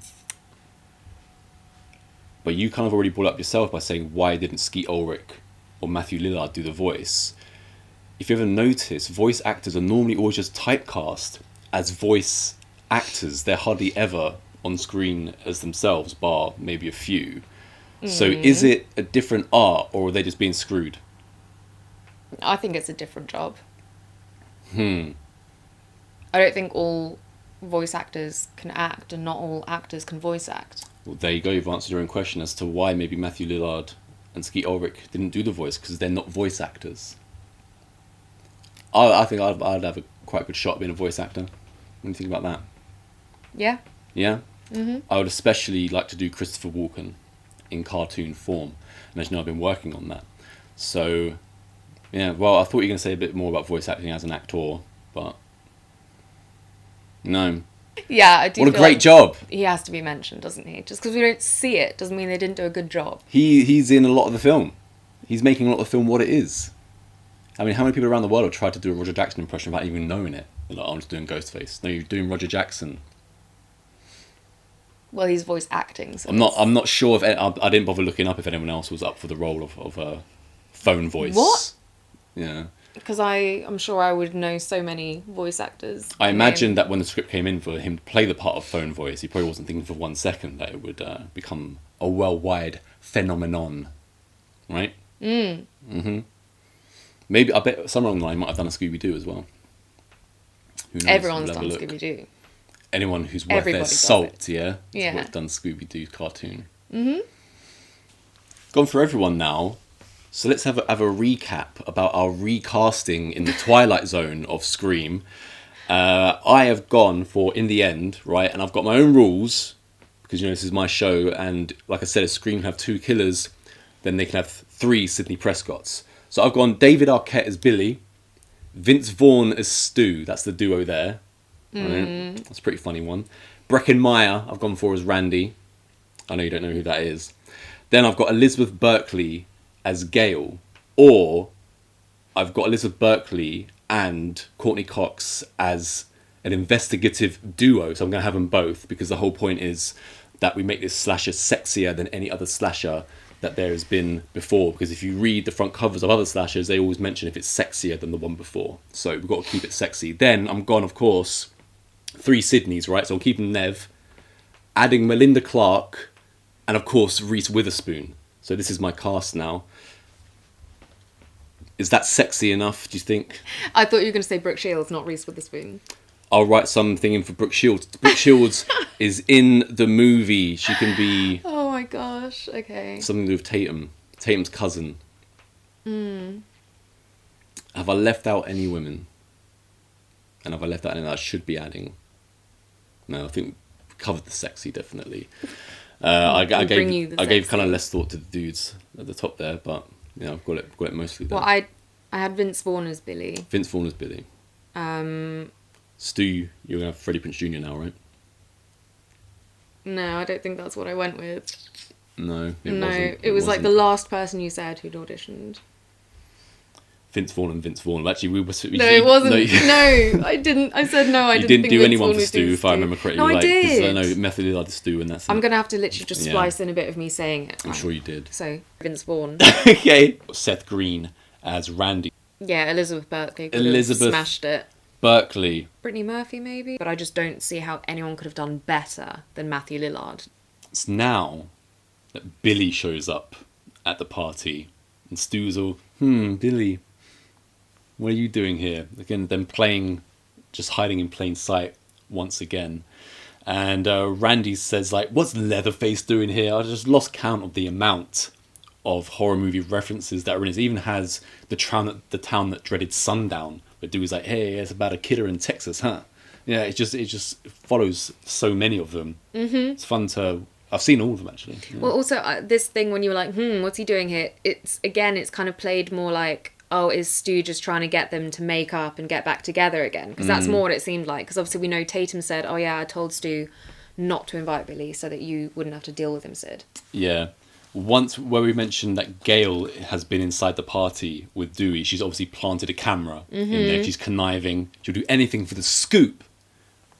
Which, by the way, she places, like, around her butt height, quite low. So that we can... And we see a lot of, like, the sofa action. But then when Randy goes up to answer the phone, you just get his big fat mouth. I'm like, it's so jarring as a filmmaker, because you're like, well, that's impossible. But it is a nice little touch. Yeah, it looks great. If you're not looking that closely. So the amount of time it takes Gail to walk from the house where she's planted the camera back to the news van, that's the amount of time that Kenny has on the delayed feed from the party. At this point, we know we've got Billy and Stu now both in the house, and Billy goes upstairs straight away with Sydney, and he's before they get down to it, you know, she breaks the rule. He's like, she says to him, life isn't a movie, to which he responds along the lines of, it's all one big movie, Sid, and you just don't get to pick your genre. Is he whacked out? Is he a whacked out movie buff as much as, say, Timothy Olyphant is from the second one? Just like obsessed with film in general, because he's comparing his life to a film. He just thinks it's a film. Yeah, and also obviously with his questionnaire and stuff at the beginning, he's obviously into movies, definitely. But I think he clearly is a film buff. But the whole thing is that he kind of wants first it was Retribution. But he also wants the notoriety of being the survivor and stuff. And so the more cinematic he can make everything, obviously he knows that makes a good story. So I guess he's done some research. Once he says you can't pick your genre, Sydney then alludes to, if I could pick mine right now, it would be like a soft core, right? Because she's ready. If you could say, what genre has your life been up to now, would you say? Well,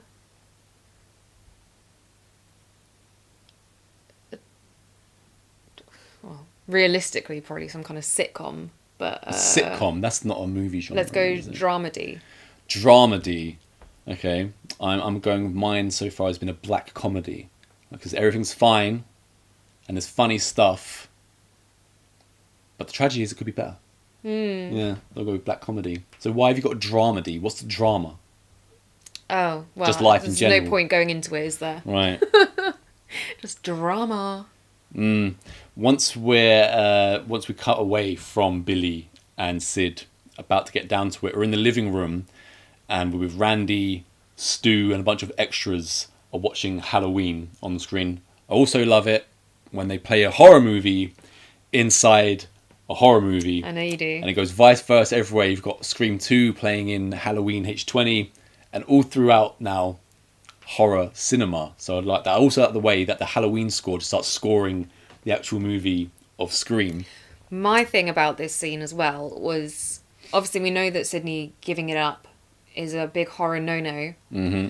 But I was also thinking, I was like, so you've put it off for this long, and now, after you're not that close at the moment because you've just accused him of trying to murder you, he's been to jail because of it and come back out. She's in panic mode. You're at Stu's house on his parents' bed, I think, and now you want to lose it for the first time?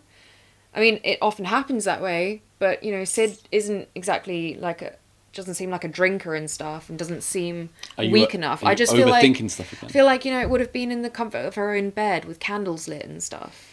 That strikes me as a Sid first time. Yeah, but Sid's life doesn't go as planned. Not during any part of this film. Once they're sitting down watching Halloween, obviously Randy's explaining it. He's like, wait here, this is when this part comes up. One of the extras says, man, how can he watch this shit over and over again? And that is, a question that someone who is not horror aficionado would ask. But to me, it was like, there's no question. I am watching these things over and over and over again. It is only really horror, for the most part, that I'm watching over and over and over again. If I like something, I can watch it multiple times, whatever genre. Scream has incredible rewatch value, as I've said. Jamie Lee Curtis was always the virgin in horror movies. She never showed her tits till she went legit, is what Randy says. Because I think it's Stu or one of the other guys that extras is asking, when do we get to see the breasts? And he's like, not in Halloween you don't, because she was always the virgin, and that always gave her the power to outsmart the killer at the end. Don't you know the rules? The rules bit is one of the iconic parts, one of many iconic parts of Scream. Mm-hmm. But it's one of the things that just elevates Randy's character to the whole next level, the way that he's so passionate about it and into it as well. And do you remember the rules? So you may survive. Yeah, one of them's don't say... Number one. Oh, Number in one. order? Yeah. No. Number one, you can never have sex. You can never have sex. Sex equals death, okay? Number two, drugs and alcohol. You can never drink or do drugs. It's a sin. It's an extension of number one. And number three, never, ever, ever, under any circumstances, say, I'll be right back. Because you won't be. Yeah. Yeah. Hey, you want a beer? I'll be right back. Yeah. Hey, you want another beer? Sure, I'll be right back. And that's it. He's gone for. He's absolutely done for. But he is the killer, as we know. Stu's saying this. So again, it's him playing with it. But I like those rules. I think they're very but the rule very stands. True. The rule does stand. Absolutely, the rule stands. For him, anyway. Yeah.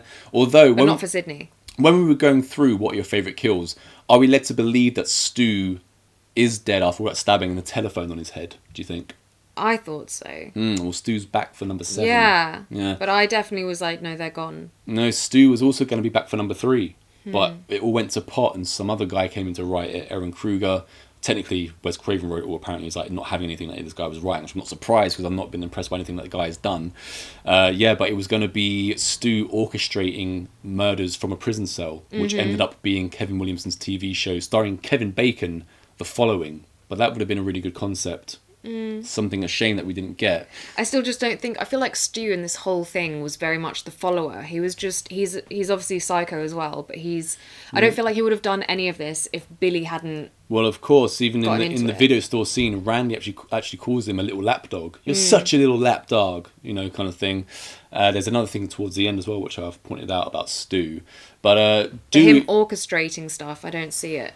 No, I don't If it had think been Billy who'd survived, he's there for and the he fun, was the one, the fun of murder. Then yeah, but Stu, no. This is the part. So I've said that I've got David Arquette as my Billy. Remember? When I said, right, because David Arquette was offered Billy first, but he preferred Dewey.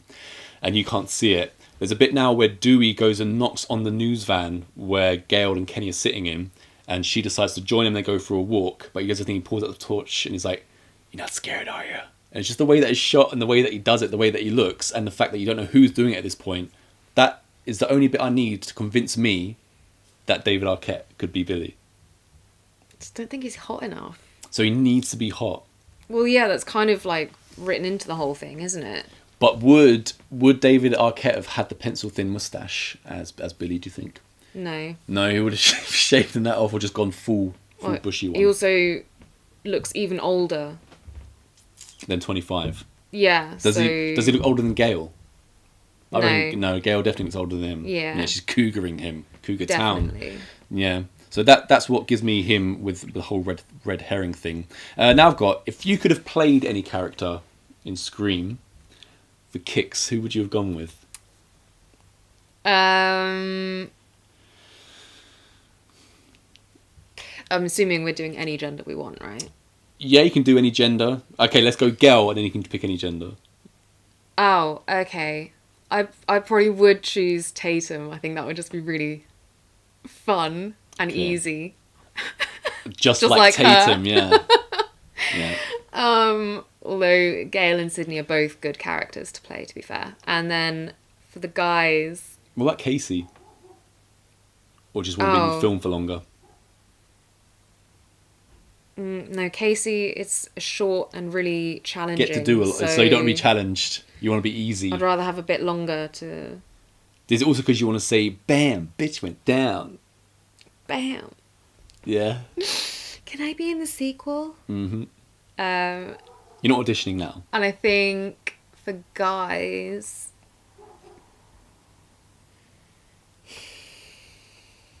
I mean, Dewey would be fun. So now you are backing up David Arquette's decision to be like, could be Billy, I'd rather do Dewey. Yeah. So you want to play the dum-dum? After you berated him this whole episode. I think that, yeah. Randy would also kind of be fun. I think Billy is... I mean, you go with any number of them, but I think Billy is a really fun one to do. Yeah. In a different way to being Stu or Randy. I wouldn't do Stu.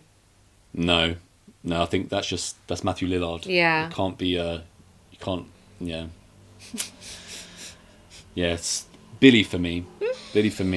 Randy now, like I said, he picks up the phone because a phone call has come in at the party, and it's news that Principal Himbury has been found once again gutted and hung from the goalposts at the school, to which the two expelled boys are at the party, and they're like, what are we waiting for? Let's go and pry him down. Let's go to our school playing field and go and pry down our gutted principal, but then what, like poke him? Well, this is another example of the sadistic nature of this film and the thieving, whoring generation of 90s kids. Desensitized little shits. Because most people, I think, even if you are not keen on your principal, would not be gleeful to go and prod his corpse. No. But then again, you don't know how they react. It's a typical like adolescent, especially boy thing, where they haven't quite developed the thing of instant compassion and empathy. So you could imagine them leaving like this, like, oh my god, this is so sick. But then as soon as they actually see it, they're like, oh. But would they get to prying him down? Well, no. Right. If this news is spread, then surely the police are there. Anyway. Dewey and Gail, while they've gone wandering off, there's the kiss, but then Dewey's like, I'm on duty. Should he be respecting his job, or should he be respecting the lady? Well, I felt a bit like, because I was like, I still feel like Gale is just playing him along. Yeah, is trying to get information out of him because he's easy to get info out of because he fancies her. So when they're actually kissing, I'm like... But she can't resist him. But then it turns out she does like him, so then it's like, oh, okay. While they're there making out, it's Gale that spots Neil Prescott's car in the woods, Sydney's dad. So they've got to rush back to the house. And this is when, of course, it was the party still going on, but it's been, because of the phone call, everyone else has left, and we're now just left with kind of like the base characters. Do you ever notice that from the moment that Dewey stops licking ice cream and Joseph Whip stops smoking and we get Birdbrain into the party, that is about 40 minutes of the movie are essentially the ending or the beginning of the ending, if you know what I mean. This film did go past like so quickly. Having watched so many things recently, or over the last years, I should say, that just drag and you're left looking like, oh my God, when is this film going to be over? I never had a problem, even as like a toddler, sitting down and watching a long film all the way through. But it has to be good enough to actually justify that. And this film moves like that. Yeah, it does. When they're inside, we've now got Ghostface in the house in full costume. And Randy's been left by himself. He's watching Halloween by himself now. I do love this bit. And he's talking to Look Jamie. Behind you, Jamie. Yeah, and also him being called Jamie in real life. And you can also then have someone later on saying it to him himself.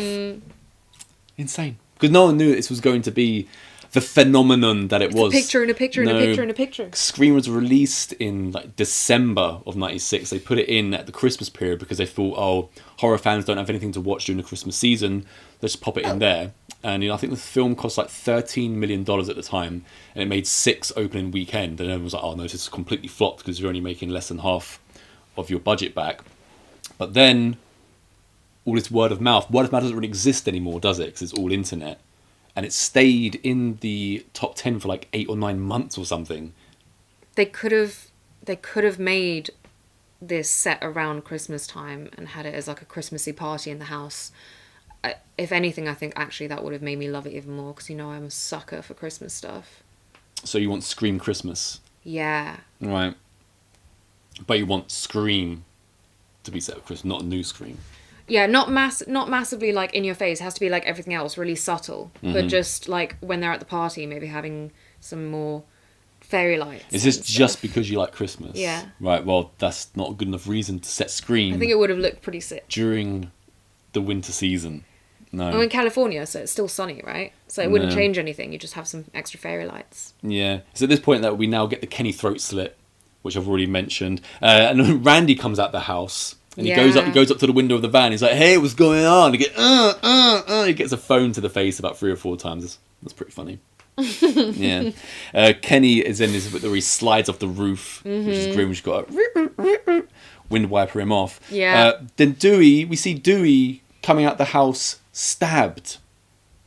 He was actually written in the script as dead. So every time we see Dewey after this point, when we see him on the floor, when like Gale falls into him and stuff like this, he's technically supposed to be dead. They brought him back at the end because they were like, should we keep Dewey alive? Much to everyone's delight, he is kept alive. There's also a really good scene with Sydney in the car. She's been pursued by Ghostface and she kind of like locks herself in the car. Yeah. But then he's got the keys there, Ghostface with the keys. And Randy and Stu start running towards her. And like, he did it, Sydney. And she ends up saying like, F you both. And she ends up going back into the house where Billy comes from the top of the stairs, rolls down. She thinks he's death's since door. He's brown bread, because he's been offed. Yeah, but Billy is a great actor. Skeet Ulrich. No, Billy. Yeah, sorry, Skeet, not you. You're not great. Skeet is great. Yeah. Billy is fantastic because he sells it not even just over the camera, but to his girlfriend in person that he has been stabbed multiple times and is on death's door. And the way he commits when he rolls down the staircase and stuff, I was like, wow, he's really selling this. So just to clarify, Skeet Ulrich, rubbish. Billy, great. Yeah, I think that's what you were saying, right? And As always, you do not understand me. we all go a little mad sometimes, right? Anthony Perkins, Psycho, corn syrup, same stuff they use for pig's blood in Carrie. Another mention of a classic horror movie there. Yeah. And it actually was corn syrup they were using in this for their blood as well.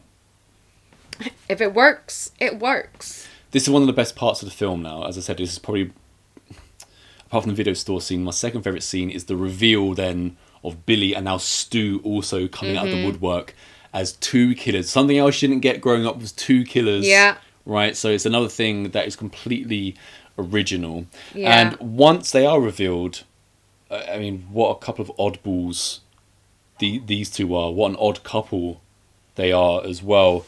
Watch a few movies, take a few notes. It was fun. You get all this kind of stuff. And they're asking, another thing they were going to go for on screen was they had a discussion and it was like put to vote. Should we have the killers having no motive, which makes it kind of, they're just doing it because they're literally insane, or do we need a motive? And they end up going for the more middle of the road kind of thing of, no, let's give them a motive so that we can kind of have Well, one of them a anyway. more roundabout story. Stu doesn't have a motive, No, does he? and it's, but when they're saying, you know, did it ever work out where Hannibal Lecter would like to eat people? Don't think so. And Billy's like, well, how about this for a motive? Your slut mother is fucking my father, which made him move out and abandon me. And so he's just like a lost little boy in the end. But when he says that, the camera then quickly goes to Stu, and it's the first time that he's hearing this.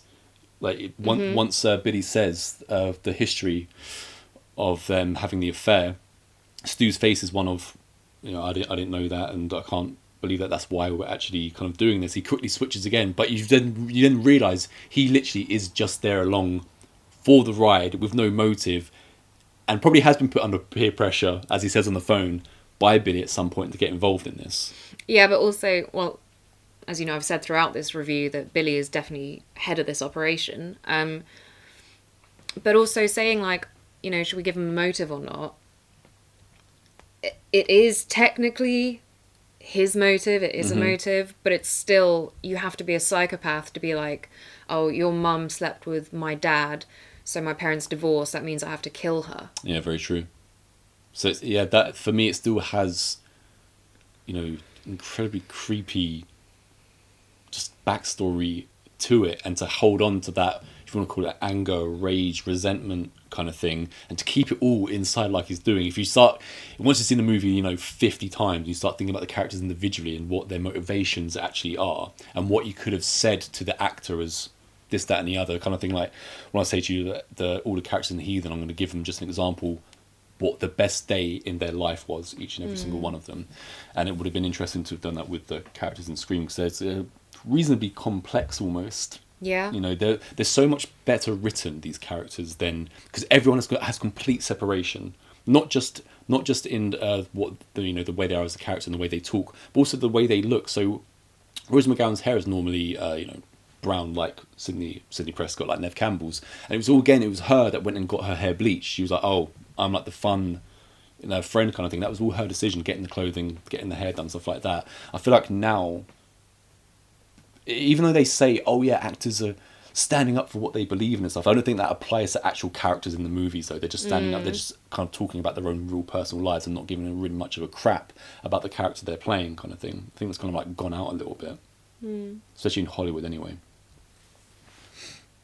Well, the whole point of acting is that you're not the character, so... Yeah. I was going to say, so we've had, so far, you know, watch a few movies, take a few notes, it was fun. After the reveal from Billy, we then get, obviously, Stu saying, it's a Scream, baby. And I'll be right back again. What is your favourite line in this film? Again, it's so quote. It's almost like RoboCop how quotable this film is. Yeah. You could pick any part from any character. I think it probably would change on any given day. I would go while you think about it, and I did think somewhat long and hard about this because, you know, I'm obsessed.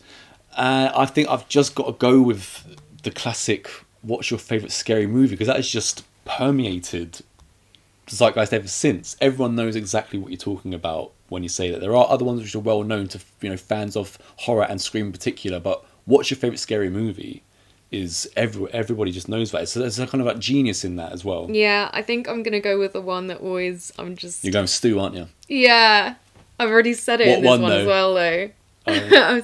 Mom and Dad are gonna be so mad at me. That's what it says in your T-shirt, right? Yeah, on a different one. During that whole run, my favourite one is peer pressure. I'm far too sensitive, and then he gets hit by the phone or whatever. His that whole I love it. When he gets hit by the phone, Yeah. and he's like, "You hit me with the phone, dick."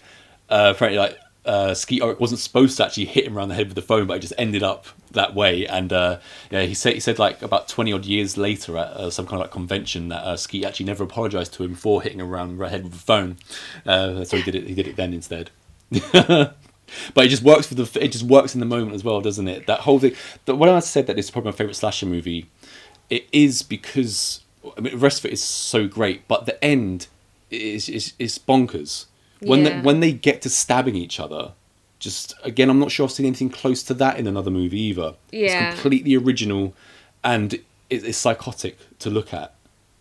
Yeah, and also the like breaking apart of them. It's like up until this point, it's been them as a team, kind of, even though one's more in charge. But now you can see them kind of losing it. They're like, "You just stabbed me, I want to stab you back," and like, you know, too deep, or you know, shit like that. So You sick fucks, you've seen one too many horror movies. No, Sid, don't you blame the movies. Movies don't create psychos. Movies make psychos more creative. That was the second contender for my favourite line. That technically is my favourite line. I've only given it because of the historical significance of what's your favourite scary movie. But that is a superb line, I believe. Yeah. Yeah. It's Kevin Williamson. He was one of the first screenplays that actually noticed how good the dialogue was. Because obviously before this, growing up, I'd seen stuff that was coming out at the time. You know, Halloween 5. Stuff that I love. You know, Jason 8, Friday the 13th, Jason Takes Manhattan. And it's dumb as can be. This was on a completely different level, has so much more sophistication to it. And then to carry it over also into Scream 2, which is almost as good as the first one. It's unheard of to have a sequel as good as Scream 2, and it's the point of having the combination of both Kevin Williamson, Wes Craven, and also having the core of the cast returning for the second part as well, which also happens in Heathen Part 2. You get the core cast return so you can root for them, see where the story goes. It makes it so much more interesting and, you know, to watch and things like that. So they're going to frame Sid's father. They got him all tied up to duct tape, and they're going through, how about everybody dies, we were left for dead, and we took a few stab wounds and stuff like that. And while they're going at each other, kind of like Sid and the dad is like looking at each other like these two have like completely, like, they're cuckoo, aren't they? Have you seen a more unhinged killer performance than these two guys together? I don't think so. Yeah, I mean, I think more of characters than performances in that case. But yeah. When it all starts to go wrong, and they've misplaced the gun, at least Stu's misplaced the gun, Gail's got a hold of it. She comes to confront them, but then Billy's like, I know something you don't. And that's that the safety is on, and she kicks him. He kicks her into touch next to Dewey. You actually see frames before this. You know, Billy actually does put the safety on. It's not like, here's the camera, here's the gun, we can put it safe on. It's just something that's happened so that you can go back and look at it and know that actually has happened, that you don't kind of like think about that much anymore. And the whole thing of this is Gail Weathers signing off. It's something so stupid that he would say just because he thinks life is a movie. He's just looking at a reporter on the floor here. Yeah. Yeah, but then they get distracted again. Sydney's now donning the Ghostface outfit and hiding around the house. And it's going a bit south now for Stu. Well, yeah. Yeah. Feeling woozy here. Yeah, He's been stabbed a bit too much. Yeah, there's another sadistic bit when they bring out Sid's dad. Billy whispers into her, "Congratulations, we called your mother 1 year ago today," which is another thing that just hammers home how evil this guy is and how much he's got it in for her. Also, these days, you gotta have a sequel is another great line, because it's very true. What do they put out these days which doesn't get a sequel, even if it doesn't like warrant one whatsoever? Difference with Scream being, by the time he got to the end of the script of number 1, much like me, he had a page of ideas of how he would have, you know, continued the story, and it was greenlit obviously instantly. Yeah, there's when Billy does kick Gail into touch, we get the neck crack, and that is a real neck crack from Skeet Ulrich, and obviously it's not scripted. He just decided to do that as Billy. And yeah, obviously they kept it in because why would you not keep that He used in? to go and see a chiropractor. Stat. That ain't right. Yeah. I definitely thought that was just sound effects. Why we also then get once, Stu's got like a second wind almost. He gets a television put on his head. I always had a thing for you, Sid. Ad-libbed. In your dreams, ad-libbed. All together. So you're thinking Stu's dead with a television on the head then? Yeah. Yeah, I just, again, just because of not being green to horror movies, I was like, I wonder if they actually have killed Stu. So yeah, that's obviously, unless they're bringing him back in number 7, like they did in that ridiculous way, bringing back Billy Loomis in number 5, where he's a hologram talking to his illegitimate daughter. Remember that? Yeah, you're recording that now, aren't you? Yeah. When we get there, obviously, we all got a little mad sometimes. Randy's taken a bullet in the shoulder. And luckily for him, though, he remained a virgin. Yeah. And he never thought he'd be so happy to say that. So he gets to survive because Gail comes back and blamos Billy. Yeah. And we think he's dead. Gail gets a good character as well. She gets to be a badass. So save everyone. He does come back for that one last moment, though. Careful. This is the bit of the movie when the supposedly dead killer comes back for one last scream. Ah! Not in my movie. Yeah. Do you think then he's like, right, I've come too far here. I just need to end this. Because he could have just stayed there on the floor, kind of like not done that thing. He might have not been shot in the head. He might be able to scoot out like Michael Myers and come back later. Too mental. Too mental. Yeah. Once all this is over, now we've got Sid's dad is alive.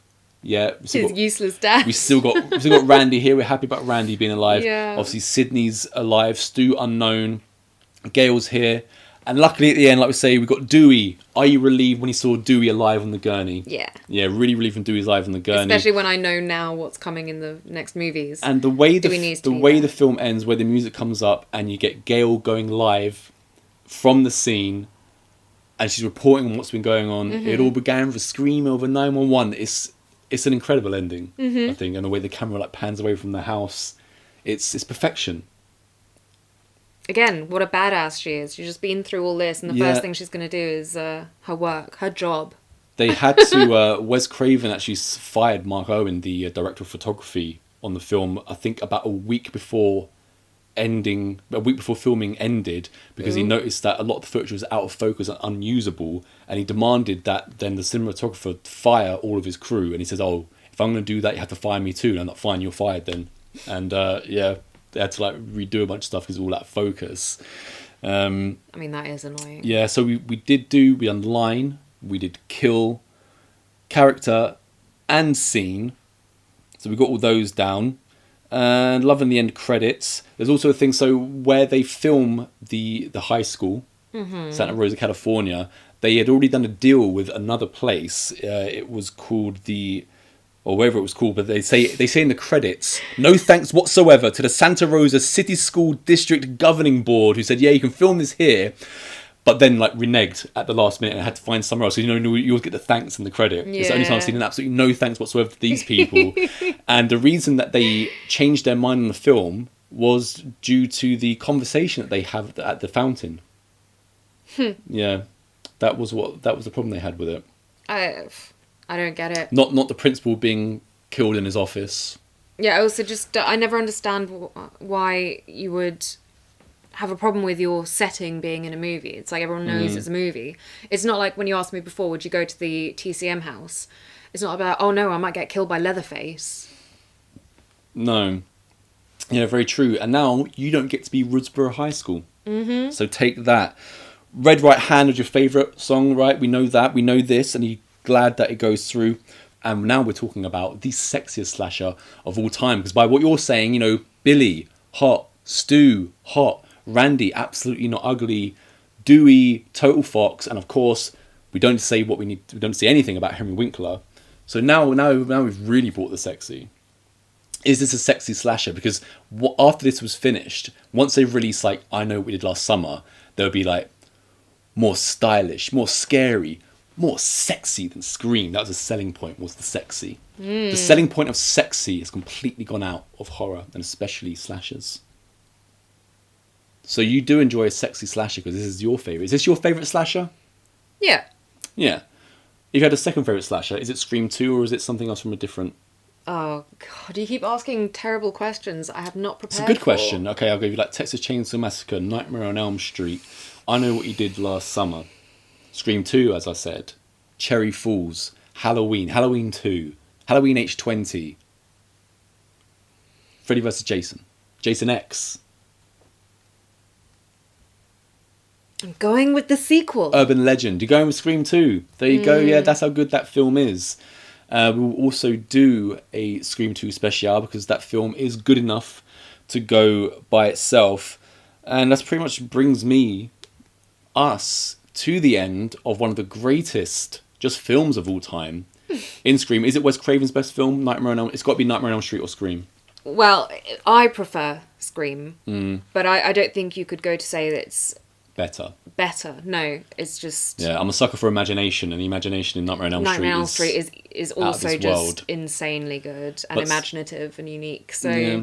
Scream, was one of the, if not the only film series that, consumed me for a while, to a point where when number 2 came out, I didn't realise it until I went to the video store after school one day and saw like 20 copies of Scream 2 laid out, freaked out, went to the guy and said, will you hold one of these for me? He's like, well, I can't sell it to you. I was like, I'll bring my mum. And then they went home. I was like, Mum, we have to go to the video store right now. right now, And get Scream 2. And we did, and we watched it together.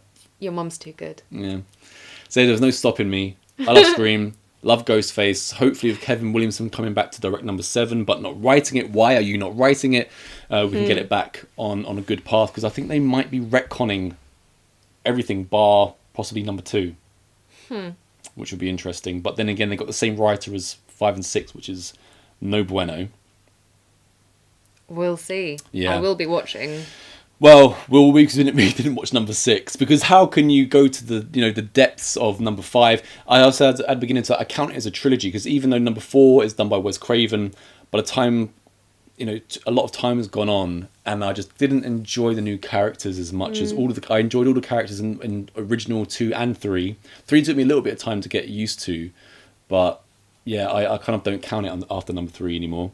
So hopefully there'll be more of an original kind of feel to number 7 and bring it back round, much like in the 7th Nightmare on Elm Street, Wes Craven brought it back round to make it more serious again. Yeah. And in line, Scream. It's number 1, baby. Schrei. Don't try to escape.